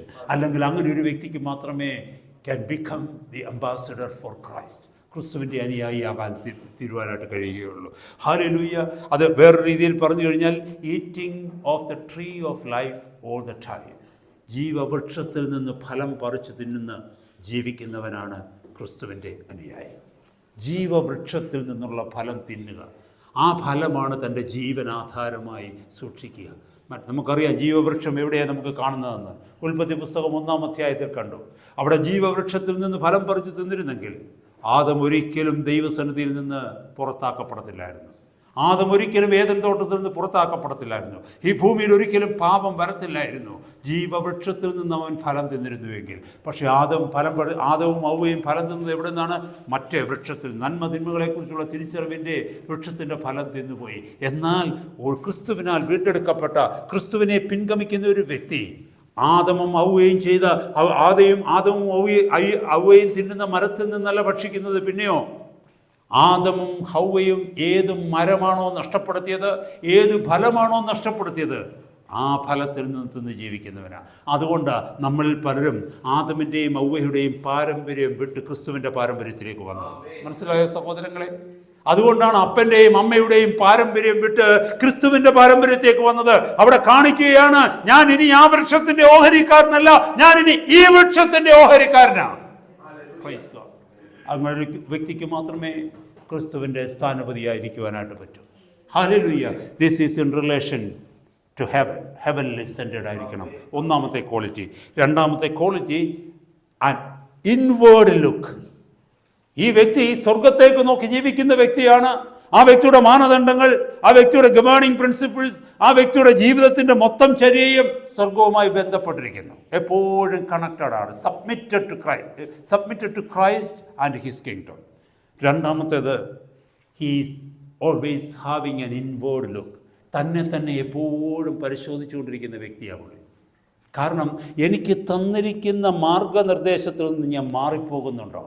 ഹല്ലേലൂയ. ഇതല്ലേ ഇവിടെ ഒരു അംബാസഡറിനെ അയക്കുമ്പോൾ അദ്ദേഹത്തിന് ചില കാര്യങ്ങൾ സൈൻ ചെയ്ത് കൊടുക്കേണ്ടതായിട്ടുണ്ട്, ചില നിബന്ധനകൾ സൈൻ ചെയ്ത് കൊടുക്കുക, ചില കവനന്റ് സൈൻ ചെയ്യേണ്ടതായിട്ടുണ്ട്. ഞാൻ ഇന്ന കാര്യങ്ങളിൽ നിന്ന് വ്യതിചലിക്കത്തില്ല, രാജ്യത്തിൻ്റെ അഖണ്ഡത സൂക്ഷിക്കും, ഇൻറ്റഗ്രിറ്റി ഞാൻ സൂക്ഷിക്കും, രാജ്യത്തിന് യാതൊരു രീതിയിൽ എൻ്റെ സംസാരത്തിൽ നിന്നും എൻ്റെ ഇടപെടലിൽ നിന്നും എൻ്റെ ചിന്തകളിൽ നിന്നും ഒരു പോരായ്മ വരുവാൻ ഞാൻ സമ്മതിക്കത്തില്ല എന്നൊക്കെ പറഞ്ഞ് ഒത്തിരി കാര്യങ്ങൾ സൈൻ ചെയ്ത് കൊടുക്കും. അപ്പോൾ ഇതെപ്പോഴും അദ്ദേഹം ചിന്തിച്ചുകൊണ്ടിരിക്കണം, ഞാൻ എവിടെയെങ്കിലും മാറിപ്പോകുന്നുണ്ടോ? കാരണം ഞാൻ തെറ്റായ ഒരു വഴി പോയാൽ, ഞാൻ തെറ്റായ ഒരു സ്റ്റെപ്പ് വെച്ചാൽ അത് ബാധിക്കുന്നത് എൻ്റെ രാജ്യത്തിൻ്റെ പ്രതിച്ഛായയാണ്, എൻ്റെ രാജ്യത്തെയാണ് അവഹേളനമാക്കി മാറ്റുന്നത്. ഹല്ലേലൂയ. ഇത് തന്നെയാണ് ഇൻവേർഡ് ലുക്ക് എന്ന് പറഞ്ഞാൽ. നമ്മുടെ അകത്തേക്ക് നോക്കി യാത്ര ചെയ്യുന്ന ഒരു മനുഷ്യനായിരിക്കണം ക്രിസ്തുവിൻ്റെ സ്ഥാനപതി എന്ന് പറയുന്നത്. Upward look leads us into an inward look. യെശയ്യാ പ്രവാചകന്റെ പുസ്തകം 6-ാം അധ്യായത്തിൽ നമ്മൾ പഠിക്കുന്നുണ്ട്. എന്താണെന്നറിയാമോ? As soon as he saw the glory of God. യെശയ്യാ പ്രവാചകന്റെ പുസ്തകം 6-ാം അധ്യായത്തിൽ നമുക്ക് കാണുന്നുണ്ട്, ഉയർന്നും പൊങ്ങിയിരിക്കുന്ന സിംഹാസനത്തിൽ വാഴ്ത്തപ്പെട്ട കർത്താവിനെ, പരിശുദ്ധനായ കർത്താവിനെ യെശയ്യാവ് കാണുമ്പോൾ യെശയ്യാവിൽ പറ്റിയ സംഭവം എന്താണെന്നറിയാമോ? യെശയ്യാവ് പെട്ടെന്ന് പറഞ്ഞു, അയ്യോ ഞാൻ അരിഷ്ട മനുഷ്യൻ, അശുദ്ധിയുള്ള അധരങ്ങളോട് കൂടിയവൻ, അശുദ്ധരായ മനുഷ്യരുടെ ഇടയിൽ വസിക്കുന്നവൻ. ചിന്തിച്ചു നോക്കിയേ, ദൈവത്തെ കണ്ടതേ ഉള്ളൂ. അതുവരെ എന്താ 1 മുതൽ 3 വരെയുള്ള അധ്യായങ്ങൾ നിങ്ങൾ യെശയ്യാ പ്രവാചകന്റെ പുസ്തകം വായിച്ചു കഴിഞ്ഞാൽ, ഇസ്രയേലെ നിങ്ങൾക്ക് ഹാ കഷ്ടമെന്ന് പ്രസംഗിച്ചു കൊണ്ടിരുന്നയാൾ, മറ്റുള്ളവർക്ക് ഹാ കഷ്ടം പ്രസംഗിച്ചുകൊണ്ട് നടന്നയാൾ അല്ലേ? ആകാശമേ കേൾക്കുക, ഭൂമിയെ ചെവി തരുക, ഞാൻ മക്കളെ പോറ്റി വളർത്തി അവർ എന്നോട് മത്സരിക്കുന്നു, കാളതൻ്റെ ഉടയവരെയും കഴുതൻ്റെ യജമാനെയും അറിയുന്നു, എൻ്റെ ജനമോ അറിയുന്നില്ല എന്നൊക്കെ പറഞ്ഞുകൊണ്ട് ഹാ കഷ്ടം, ഹാ കഷ്ടം, ഹാ കഷ്ടമെന്ന് മറ്റുള്ളവരെ ചൂണ്ടി പറഞ്ഞവൻ ദൈവത്തിന്റെ തേജസ് 6-ാം അധ്യായത്തിൽ കണ്ടപ്പോൾ പെട്ടെന്ന് പറയുന്നു, എനിക്ക് ഹാ കഷ്ടം. ഈ മാറ്റം നമ്മുടെ ജീവിതത്തിൽ വന്നിട്ടില്ലെങ്കിൽ നമുക്ക് ക്രിസ്തുവിന്റെ സ്ഥാനപതികളാകാൻ കഴിയത്തില്ല. This is called inward look. അകത്തോട്ടുള്ള നോട്ടം. ഞാൻ എപ്പോഴും എന്നെ തന്നെ നോക്കണം, ഞാൻ മറ്റുള്ളവരെയല്ല നോക്കേണ്ടത്. ദൈവത്തെ നോക്കിയ പ്രകാശത്തിൽ നിന്ന് ഞാൻ എന്നിലേക്ക് നോക്കണം. നമ്മുടെ പ്രശ്നം എന്താണെന്നറിയാമോ? നമുക്ക് നമ്മളിലേക്ക് നോക്കാൻ സമയമില്ല, നമുക്ക് എപ്പോഴും നോട്ടം മറ്റുള്ളവരിലേക്കാണ്. ചിന്തിച്ചു നോക്കണമേ, പിശാച് എത്ര മാത്രമാണ് നമ്മളെ വഞ്ചിക്കുന്നതെന്ന് നോക്കാം. നമുക്ക് നമ്മുടെ കുറവുകളെ നോക്കുവാനും അറിയുവാനോ തക്കവണ്ണം, അല്ലെ നമുക്ക് നമ്മളെ എക്സാമിൻ ചെയ്യുവാൻ തക്കവണ്ണം സമയമില്ല നമുക്ക്. നമ്മൾ വചനം പോലും പഠിക്കുന്നത് മറ്റുള്ളവരുടെ കുറ്റങ്ങൾ കണ്ടുപിടിക്കാൻ വേണ്ടിയാണ് അല്ലേ? No wonder we are partially blind. നമ്മൾ ഭാഗികമായി അന്ധത ബാധിച്ചിരിക്കുക. പിശാച് അന്ധത ബാധിപ്പിച്ചിരിക്കുക നമുക്ക്.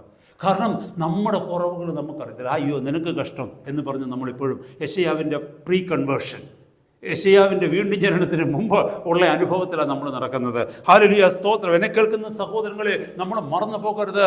ഹല്ലേലൂയ, നമ്മൾ നമ്മളിലേക്ക് നോക്കണം. Before we say one word about other person, think not one time, 2 times, 3 times, or 5 times, or 10 times. Think about yourself. Examine yourself before you examine others. Examine yourself before you examine others. ഒരു കളറെ പിടിച്ച് കാവലേൽപ്പിച്ചാൽ എന്താ പറ്റുന്നത്? എന്തെങ്കിലും അവിടെ ബാക്കി കാണുമോ? ഇല്ലല്ലോ. കാശ് വാങ്ങിക്കുന്ന ഒരു പോലീസുകാരനെ, കാശ് വാങ്ങിക്കുന്ന ഒരു പോലീസ് ഓഫീസറെ ഒരു രാജ്യത്ത്, ഒരു ദേശത്ത് പോലീസ് ഓഫീസറാക്കി വെച്ചാൽ എന്താ പ്രയോജനം? ആ രാജ്യത്ത് നീതി നടക്കുമോ സഹോദരങ്ങളെ? നടക്കുമോ? കറപ്റ്റഡ് ആയിരിക്കുന്ന ഒരു മിലിറ്ററി ഓഫീസറെ ഒരു മിലിറ്ററി ക്യാമ്പ് ഏൽപ്പിച്ചാൽ എന്താ നടക്കുന്നത്? ചിന്തിച്ചു നോക്കിയേ.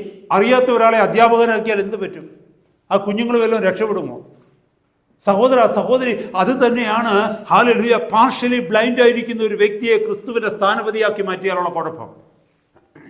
അതുകൊണ്ട് നാം നമ്മെ തന്നെ ശോധന ചെയ്യുന്നവരായിരിക്കണം. ഹല്ലേലൂയ. ഇയ്യോബിനെ കുറിച്ച് നിങ്ങൾക്ക് അറിയാമോ? ഇയ്യോബ് ദൈവമഹത്വം കണ്ടപ്പോൾ ഇയ്യോബിൻ്റെ ജീവിതത്തിൽ വന്ന മാറ്റം എന്താണെന്നറിയാമോ? 42-ാം അധ്യായത്തിൽ നമുക്കത് വായിക്കാം.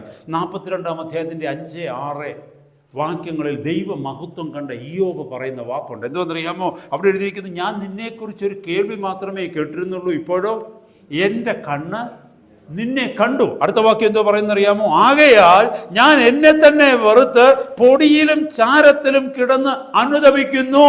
C, our encounter with the Lord led us to radical repentance. ഞാൻ എൻ്റെ കർത്താവിനെ കണ്ടു എന്നുള്ളതിൻ്റെ തെളിവ്, ആ നിമിഷം മുതൽ ഞാൻ എന്നും മാനസാന്തരപ്പെടുന്നവനായിരിക്കും. അതാ മുമ്പേ നമ്മൾ കേട്ടത്. നമ്മുടെ മാനസാന്തരം പ്രവൃത്തികൾ കൊണ്ട് മറ്റുള്ളവർക്ക് വെളിപ്പെടും. പ്രസംഗം കൊണ്ടല്ല വെളിപ്പെടുന്നത്, പ്രവൃത്തികൾ കൊണ്ടാണ് വെളിപ്പെടുന്നത്. മുമ്പേ അതുകൊണ്ടാണ് ഞാൻ പറഞ്ഞത്, ക്രിസ്തുവിനെ പ്രസംഗിച്ചത് കൊണ്ട് ക്രിസ്തുവിൻ്റെ സ്ഥാനപതിയാകുകയല്ല, ക്രിസ്തു ജീവിച്ച മാതൃകയിൽ ജീവിക്കണം, ക്രിസ്തുവിൻ്റെ പാതയിലൂടെ നടക്കണം. ഹല്ലേലൂയ. ക്രിസ്തു ജീവിച്ച രീതിയിൽ, മാതൃകയിൽ ജീവിക്കണം. ക്രിസ്തു സർവ്വതവും സകലവുമായി മാറണം. ക്രിസ്തുവിൻ്റെ ശത്രുവിൻ്റെ പക്ഷം ചേർന്ന് നിൽക്കുന്നവൻ ഒരിക്കലും ക്രിസ്ത്യാനി ആവത്തില്ല. ക്രിസ്തുവിൻ്റെ ശത്രു എന്ന് പറയുന്ന ആരാ? ലോകമാണ്. ക്രിസ്തുവിൻ്റെ ശത്രു ആരാ? പിശാച. ക്രിസ്തുവിൻ്റെ ശത്രു ആരാ? ജഡത്തിന് കീഴ്പ്പെട്ട് ജീവിക്കുന്നവർ. അതിനെ സ്വീകരിച്ച് അതിൻ്റെ കൂടെ നിൽക്കുന്ന ഒരു വ്യക്തിക്ക് ക്രിസ്തുവിൻ്റെ സ്ഥാനപതിയാകാൻ പറ്റില്ല, ക്രിസ്തുവിൻ്റെ ശുശ്രൂഷകനാകാൻ പറ്റില്ല. ഹല്ലേലൂയ. ഇയ്യോബിന് വന്ന മാനസാന്തരം വന്നിരിക്കുക. ഇയ്യോബ് പറയും, ഇതുവരെ ഞാൻ നിന്നെ കണ്ടില്ലായിരുന്നു, ഇതുവരെ നിന്നെക്കുറിച്ച് കേട്ടിട്ടേ ഉള്ളായിരുന്നു, പക്ഷേ എൻ്റെ ഈ കഷ്ടതയുടെ നടുവിൽ എൻ്റെ ജീവിതത്തിൽ ചിലത് നീ അനുവദിച്ചു കഴിഞ്ഞപ്പോൾ അതിൻ്റെ മധ്യത്തിൽ ഞാൻ നിന്നെ കണ്ടു. അപ്പം ഞാൻ എന്താ ചെയ്തതെന്നറിയാമോ? ഇതുവരെ ഞാൻ കരുതിയിരുന്നത് ഞാൻ നീതിമാനായിരുന്നെന്നാണ് കരുതിയത്. Actually he was righteous in front of God. ദൈവസന്നിധി നീതിമാൻ തന്നെയല്ലേ? പക്ഷേ ഈ ദൈവദാസൻ, അതാ താഴ്മയെന്നോ ഹ്യൂമിലിറ്റി എന്ന് പറയുന്നതാ. ദൈവസന്നിധിയിൽ താഴ്മ, തൻ്റെ എല്ലാ റൈച്ചസ്നെസ്സും മാറ്റിയിട്ട് പറഞ്ഞു, ഞാൻ എന്നെ തന്നെ വെറുത്ത്, എൻ്റെ ഫ്ലഷിനെ വെറുത്ത്, എൻ്റെ ജഡികതയെ വെറുത്ത് പൊടിയിലും ചാരത്തിലും ഇരുന്ന് അനുതപിക്കുന്നു, മനസ്സാന്തരപ്പെടുന്നു. എന്നെ കേൾക്കുന്ന സഹോദര സഹോദരി, ഞാൻ ദൈവത്തെ അറിഞ്ഞു എന്നുള്ളതിൻ്റെ തെളിവ് എൻ്റെ മാനസാന്തരമാണ്. എൻ്റെ പ്രസംഗ ശൈലിയല്ല, എൻ്റെ പ്രസംഗ പ്രാഗൽഭ്യമല്ല, ഞാൻ ദൈവത്തിനു വേണ്ടി നേടി എന്ന് പറയുന്ന ജനത്തിൻ്റെ എണ്ണമല്ല, പണിഞ്ഞെന്ന് പറയുന്ന സഭയുടെ വലിപ്പമല്ല, ഇതൊന്നുമല്ല. കർത്താവിനെ ഞാൻ കണ്ടു എന്നുള്ളതിൻ്റെ തെളിവ് യെശയ്യാവിൽ കണ്ടു മാനസാന്തരം, ഇയ്യോബിൽ കണ്ടു മാനസാന്തരം, പൗലോസിൽ നോക്കിക്കേ മാനസാന്തരം, പത്രോസിൽ നോക്കിക്കേ മാനസാന്തരം. ആര് കർത്താവിനെ കണ്ടോ അവന്റെ ജീവിതത്തിൽ മാനസാന്തരമുണ്ട്. ഒരു നിമിഷമല്ല, ജീവിതത്തിന്റെ അവസാനം വരെ അനുദിനം മാനസാന്തരപ്പെട്ടുകൊണ്ടേയിരിക്കും. Praise the Lord. ഹല്ലേലൂയ. ഞാൻ വേഗം മുന്നോട്ട് പോകട്ടെ. He becomes or she becomes a spiritual being. Spiritually ആകും, ഫിസിക്കൽ അല്ല. പിന്നെ ഫിസിക്കലിനല്ല ഇമ്പോർട്ടൻസ്, പിന്നെ ഭൗതികതയ്ക്ക് അല്ല പ്രാധാന്യം, ആത്മീകതയ്ക്കാണ് പ്രാധാന്യം. അങ്ങനെ വരുന്ന ഒരു വ്യക്തിക്ക് മാത്രമേ സെർമൺ ഓൺ ദ മൗണ്ട് മനസ്സിലാകത്തുള്ളൂ. വിശുദ്ധ വേദപുസ്തകത്തിൽ സാധാരണ വിശ്വാസികൾക്ക് മനസ്സിലാകാത്ത 3 ചാപ്റ്റർ ഉണ്ട്. ഏതാണെന്നറിയാമോ? Matthew chapter 5, 6 and 7. മത്തായിയുടെ സുവിശേഷം 5, 6, 7 അധ്യായങ്ങൾ ദൈവസഭയിലുള്ള 90% കൂടുതൽ ആൾക്കാർക്ക് മനസ്സിലാകത്തില്ല. നിങ്ങളൊന്ന് പഠിച്ചു നോക്കിക്കേ. അത് നിങ്ങൾക്ക് മനസ്സിലാകുമെങ്കിൽ, അതിനെ നിങ്ങൾക്ക് ഉൾക്കൊള്ളുവാൻ കഴിയുമെങ്കിൽ അതിൻ്റെ അർത്ഥം കർത്താവ് വലിയൊരു പ്രവൃത്തി നിങ്ങളുടെ ഹൃദയത്തിൽ ചെയ്ത് കഴിഞ്ഞു എന്നാണ്. ലോകത്തെ സ്നേഹിക്കുന്ന ഒരു വ്യക്തിക്ക്, ജഡത്തിന് കീഴ്പ്പെട്ടിരിക്കുന്ന ഒരു വ്യക്തിക്ക്, ദൈവത്തെ അറിയാത്ത ഒരു വ്യക്തിക്ക് ഒരിക്കലും ആ അധ്യായങ്ങൾ മനസ്സിലാവത്തില്ല. That is the new covenant. അത് പുതിയ നിയമമാണ്. ഹല്ലേലൂയ, സ്തോത്രം. ക്രിസ്തുവിൻ്റെ സ്ഥാനപതി ഈ പുതിയ നിയമം അനുസരിക്കുന്ന വ്യക്തിയായിരിക്കും. അവൻ്റെ ജീവിതത്തിൻ്റെ ചര്യ ഈ പുതിയ നിയമമായിരിക്കും. അതിൻ്റെ നിയമത്തിൽ നിൽക്കുന്നവനായിരിക്കും ക്രിസ്തുവിൻ്റെ അനുയായി. ഞാൻ വേഗം മുന്നോട്ട് പോകട്ടെ. അടുത്ത 5 മിനിറ്റിനുള്ളിൽ ദൈവവചനം നിർത്തുവാനായിട്ട് ആഗ്രഹിക്കുന്നു. He examines himself continuously in the light of God. Hallelujah. He takes every commandments of God seriously. ദൈവത്തിൻ്റെ എല്ലാ കൽപ്പനകളെയും ഗൗരവത്തിലെടുക്കും. അത് ചെറുതോ വലുതോ ആയിക്കൊള്ളട്ടെ. മത്തായിയുടെ സുവിശേഷത്തിൽ വായിക്കുന്നത് പോലെ, 6-ാമത്തെ അധ്യായത്തിൽ വായിക്കുന്നത് പോലെ, ചെറുതോ വലുതോ ആയിക്കൊള്ളട്ടെ. വലുതോ ചെറുതോ എന്നുള്ളതല്ല, ആരാണത് കൽപ്പിച്ചിരിക്കുന്നത്? സർവശക്തനായ ദൈവം. സർവശക്തനായ ദൈവമാണ് കൽപ്പിച്ചിരിക്കുന്നതെങ്കിൽ അത് ചെറുതും വലുതും അല്ല, അത് ദൈവത്തിൻ്റെ കൽപ്പനയാണ്. അതിനെ അനുസരിപ്പാൻ തക്കവണ്ണം വിളിക്കപ്പെട്ടവരാ നമ്മൾ. 1 യോഹന്നാൻ 2:6 പറയുന്നു, ഞാൻ ആ വാക്യം പറഞ്ഞു മാത്രം അങ്ങ് പോകുകയാണ്. അവനിൽ വസിക്കുന്നു എന്ന് പറയുന്നവൻ അവൻ നടന്നതുപോലെ നടക്കേണ്ടതാകുന്നു. അവൻ്റെ സ്ഥാനപതി എന്ന് പറയുമ്പോൾ, if I say that I am an ambassador for Christ എന്ന് പറഞ്ഞാൽ, I am called to walk the way Jesus walked. അവനിൽ വസിക്കുന്നു എന്ന് പറയുന്നവൻ അവൻ നടന്നതുപോലെ നടക്കേണ്ടതാകുന്നു. That is our standard. അപ്പോൾ നമ്മളെപ്പോഴും നമ്മളെ തന്നെ ചെക്ക് ചെയ്യും, നമ്മളെ തന്നെ എക്സാമിൻ ചെയ്യും. That inward look all the time within us. Am I walking the way Jesus walked? Am I behaving the way Jesus behaved? Am I speaking the way Jesus spoke? Am I treating the way Jesus treated others? Am I loving the way Jesus loved others? Am I caring the way Jesus cared for others? എപ്പോഴും അത് test ചെയ്തുകൊണ്ടിരിക്കും. Let me come to the final point. An outward look. നമുക്ക് മനസ്സിലായി, മുകളിലേക്ക് നോക്കി സ്വർഗോന്മുഖമായി heavenly centred ആയിട്ട് ജീവിക്കുന്നവൻ. 2, തന്നെ തന്നെ ശോധന ചെയ്തുകൊണ്ട്, തന്നെ തന്നെ എക്സാമിൻ ചെയ്തുകൊണ്ട് ദൈവ വെളിച്ചത്തിൽ ജീവിക്കുന്നവൻ. 3, അങ്ങനെ ഒരു വ്യക്തി അവിടെ കൊണ്ട് തീരുകയില്ല. ആ വ്യക്തി തനിക്ക് ലോകത്തിൽ ചില കാര്യങ്ങൾ ചെയ്തു തീർക്കുവാനുണ്ട്. തന്നെ ഇവിടെ ആക്കിയിരിക്കുന്ന ഒരു പർപ്പസിന് വേണ്ടിയാണ്, ഒരു കാലഘട്ടത്തിൽ ആക്കിയിരിക്കുന്ന ഒരു പർപ്പസിന് വേണ്ടിയാണെന്ന് പറഞ്ഞ് താൻ വെളിയിലേക്ക് നോക്കും. തനിക്ക് ചുറ്റുപാടും നോക്കും. യേശുവിൻ്റെ കണ്ണുകളിലൂടെ നോക്കും. യേശുവിൻ്റെ സ്വഭാവത്തിലൂടെ നോക്കും. യേശുവിൻ്റെ ജീവിതത്തിൽ നിന്ന് താൻ പ്രാപിച്ചെടുത്ത ആ വെളിച്ചത്തിൽ തൻ്റെ ചുറ്റുപാടുകളിലേക്ക് നോക്കുന്നവനാണ് ഒരു യഥാർത്ഥ കർത്താവിൻ്റെ സ്ഥാനപതി എന്ന് പറയുന്നത്. Outward look and upward look and inward look lead us on to an outward look. He knows that he received the light to give the light to others. അവനറിയാം അവന് വെളിച്ചം ലഭിച്ചത് മറ്റുള്ളവർക്ക് വെളിച്ചം കൊടുക്കാൻ വേണ്ടിയാണ്. കർത്താവിൻ്റെ വെളിച്ചം തനിക്ക് ലഭിച്ചത് മറ്റുള്ളവർക്ക് വെളിച്ചം കൊടുക്കുവാൻ. മത്തായിയുടെ സുവിശേഷം 5:14 പറയുന്നു, you are the light of the world. You are the light of the world. യോഹന്നാന്റെ സുവിശേഷം 8-ാം അധ്യായത്തിൽ കർത്താവ് പറയുന്നു, I am the light of the world. എന്നാൽ മത്തായിയുടെ സുവിശേഷം 5-ാം അധ്യായത്തിൽ കർത്താവ് പറയുന്നു, you are the light of the world. നമുക്ക് എവിടുന്ന പ്രകാശം കിട്ടിയത്? I am the light of the world എന്ന് പറഞ്ഞ കർത്താവിൽ നിന്നാണ്. കർത്താവ് പ്രകാശം തൻ്റെ പരിശുദ്ധാത്മാവിനാണ് നമുക്ക് തന്നതുകൊണ്ട് we become the light of the world. അപ്പോൾ എന്താ നമ്മൾ ചെയ്യേണ്ടത്? കർത്താവിൽ നിന്ന് ലഭിച്ച പ്രകാശം അന്ധകാരത്തിലിരിക്കുന്ന ലോകത്തിലേക്ക് കൊടുക്കുന്നവരായിട്ട് നമ്മൾ തീരണം. ആദ്യം നമ്മൾ കേട്ടതുപോലെ ആ രാജ്യത്തിൻ്റെ പൗരന്മാരിവിടെയുണ്ട്. അവരെ ആ രാജ്യത്തോട് ബന്ധപ്പെടുത്തി നിർത്തുന്നവരായിരിക്കണം. അത് മാത്രമല്ല, ആ രാജ്യത്തെക്കുറിച്ച് പ്രസംഗിക്കുന്നവരായിരിക്കണം, ആ രാജ്യത്തെക്കുറിച്ച് പറയുന്നവനായിരിക്കണം, ആ രാജ്യത്തെ റെപ്രസെൻറ്റ് ചെയ്യുന്നവനായിരിക്കണം എന്നാണ് അവിടെ എഴുതിയിരിക്കുന്നത്. ഹല്ലേലൂയ. 2 കൊരിന്ത്യർ 5:20 നിന്ന് നമ്മൾ കേട്ട വചനപ്രകാരം ഹല്ലേലൂയ, ദൈവത്തോട് ലോകത്തെ നിരപ്പിക്കുവാൻ തക്കവണ്ണം ലോകത്തിലാക്കി വെച്ചിരിക്കുന്നവരാണ് നമ്മൾ. ദൈവദാസി, ഞാനൊരു ചോദ്യം നിങ്ങളോട് ചോദിക്കുക.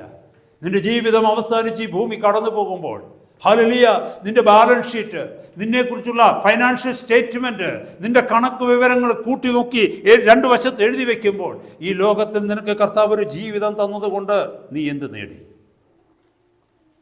ലോകത്തിൽ ഉണ്ടാക്കി ലോകത്തിൽ ഇട്ടിട്ട് പോകുവാനുള്ളതാണ് നീ നേടിയതെങ്കിൽ നിന്റെ ജീവിതം നഷ്ടമല്ലേ? കർത്താവ് നിന്നെ വിളിച്ച വിളി നഷ്ടമായി പോയില്ലേ? കർത്താവ് നിന്നെ സ്ഥാനപതിയാക്കിയത് നഷ്ടമായി പോയില്ലേ?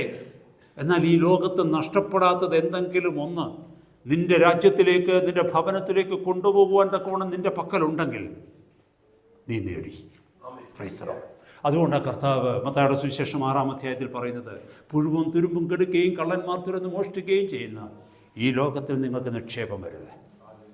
പുഴുവും തുരുമ്പും കെടുക്കാതെയും കള്ളന്മാർ തുരന്ന് മോഷ്ടിക്കാതെയും ഇരിക്കുന്ന സ്വർഗത്തിൽ നിങ്ങൾക്ക് നിക്ഷേപം വയ്ക്കണം. അപ്പോൾ ഈ ഭൂമിയിലായിരിക്കുന്ന സമയം നമ്മൾ സ്വർഗത്തിലെ നിക്ഷേപങ്ങൾ ഈ ഭൂമിയിൽ ഉണ്ടാക്കിക്കൊണ്ടിരിക്കണം. അതായത് ഗൾഫിലൊക്കെ ജോലി ചെയ്യുന്നവർ അവർക്ക് കിട്ടുന്ന വരുമാനത്തിൻ്റെ ഒരു വിഹിതം നാട്ടിലെ ബാങ്കുകളിൽ അയച്ച് തങ്ങൾക്ക് നിക്ഷേപം അവിടെ വരുത്തുന്നത് പോലെ. കാരണം മടങ്ങിച്ചെല്ലുമ്പോൾ, പ്രവാസ ജീവിതം കഴിഞ്ഞ് മടങ്ങിച്ചെല്ലുമ്പോൾ നാട്ടിൽ ആ അയച്ചിരിക്കുന്ന നിക്ഷേപത്തിൽ നിന്നെടുത്ത് ജീവിക്കാമെന്നുള്ള പ്രതീക്ഷയിൽ അവരവരുടെ നിക്ഷേപങ്ങൾ അയക്കുന്നത് പോലെ ഈ ലോകത്തിൽ നമുക്ക് ക്ഷണികമായി ഈ ലോക ജീവിതത്തിലായിരിക്കുമ്പോൾ സ്വർഗത്തിലേക്ക് നമുക്ക് നിക്ഷേപങ്ങൾ അയച്ചു കൊണ്ടിരിക്കണം. സ്വർഗത്തിലേക്ക് നിക്ഷേപങ്ങൾ അയക്കുക എന്ന് പറഞ്ഞാൽ ദൈവഹിതപ്രകാരം നമ്മൾ ജീവിക്കുക, സ്വർഗത്തിൽ നിലനിൽക്കുന്നതിന് വേണ്ടി നമ്മൾ ജീവിക്കുക. അങ്ങനെ വരുമ്പോൾ ഏത് നിമിഷം ഈ ലോകത്തിൽ നിന്ന് വിട്ടുപോയാലും ശരി, എനിക്ക് വേണ്ടി ഒരു നിക്ഷേപം സ്വർഗത്തിലുണ്ട്. ഹല്ലേലൂയ.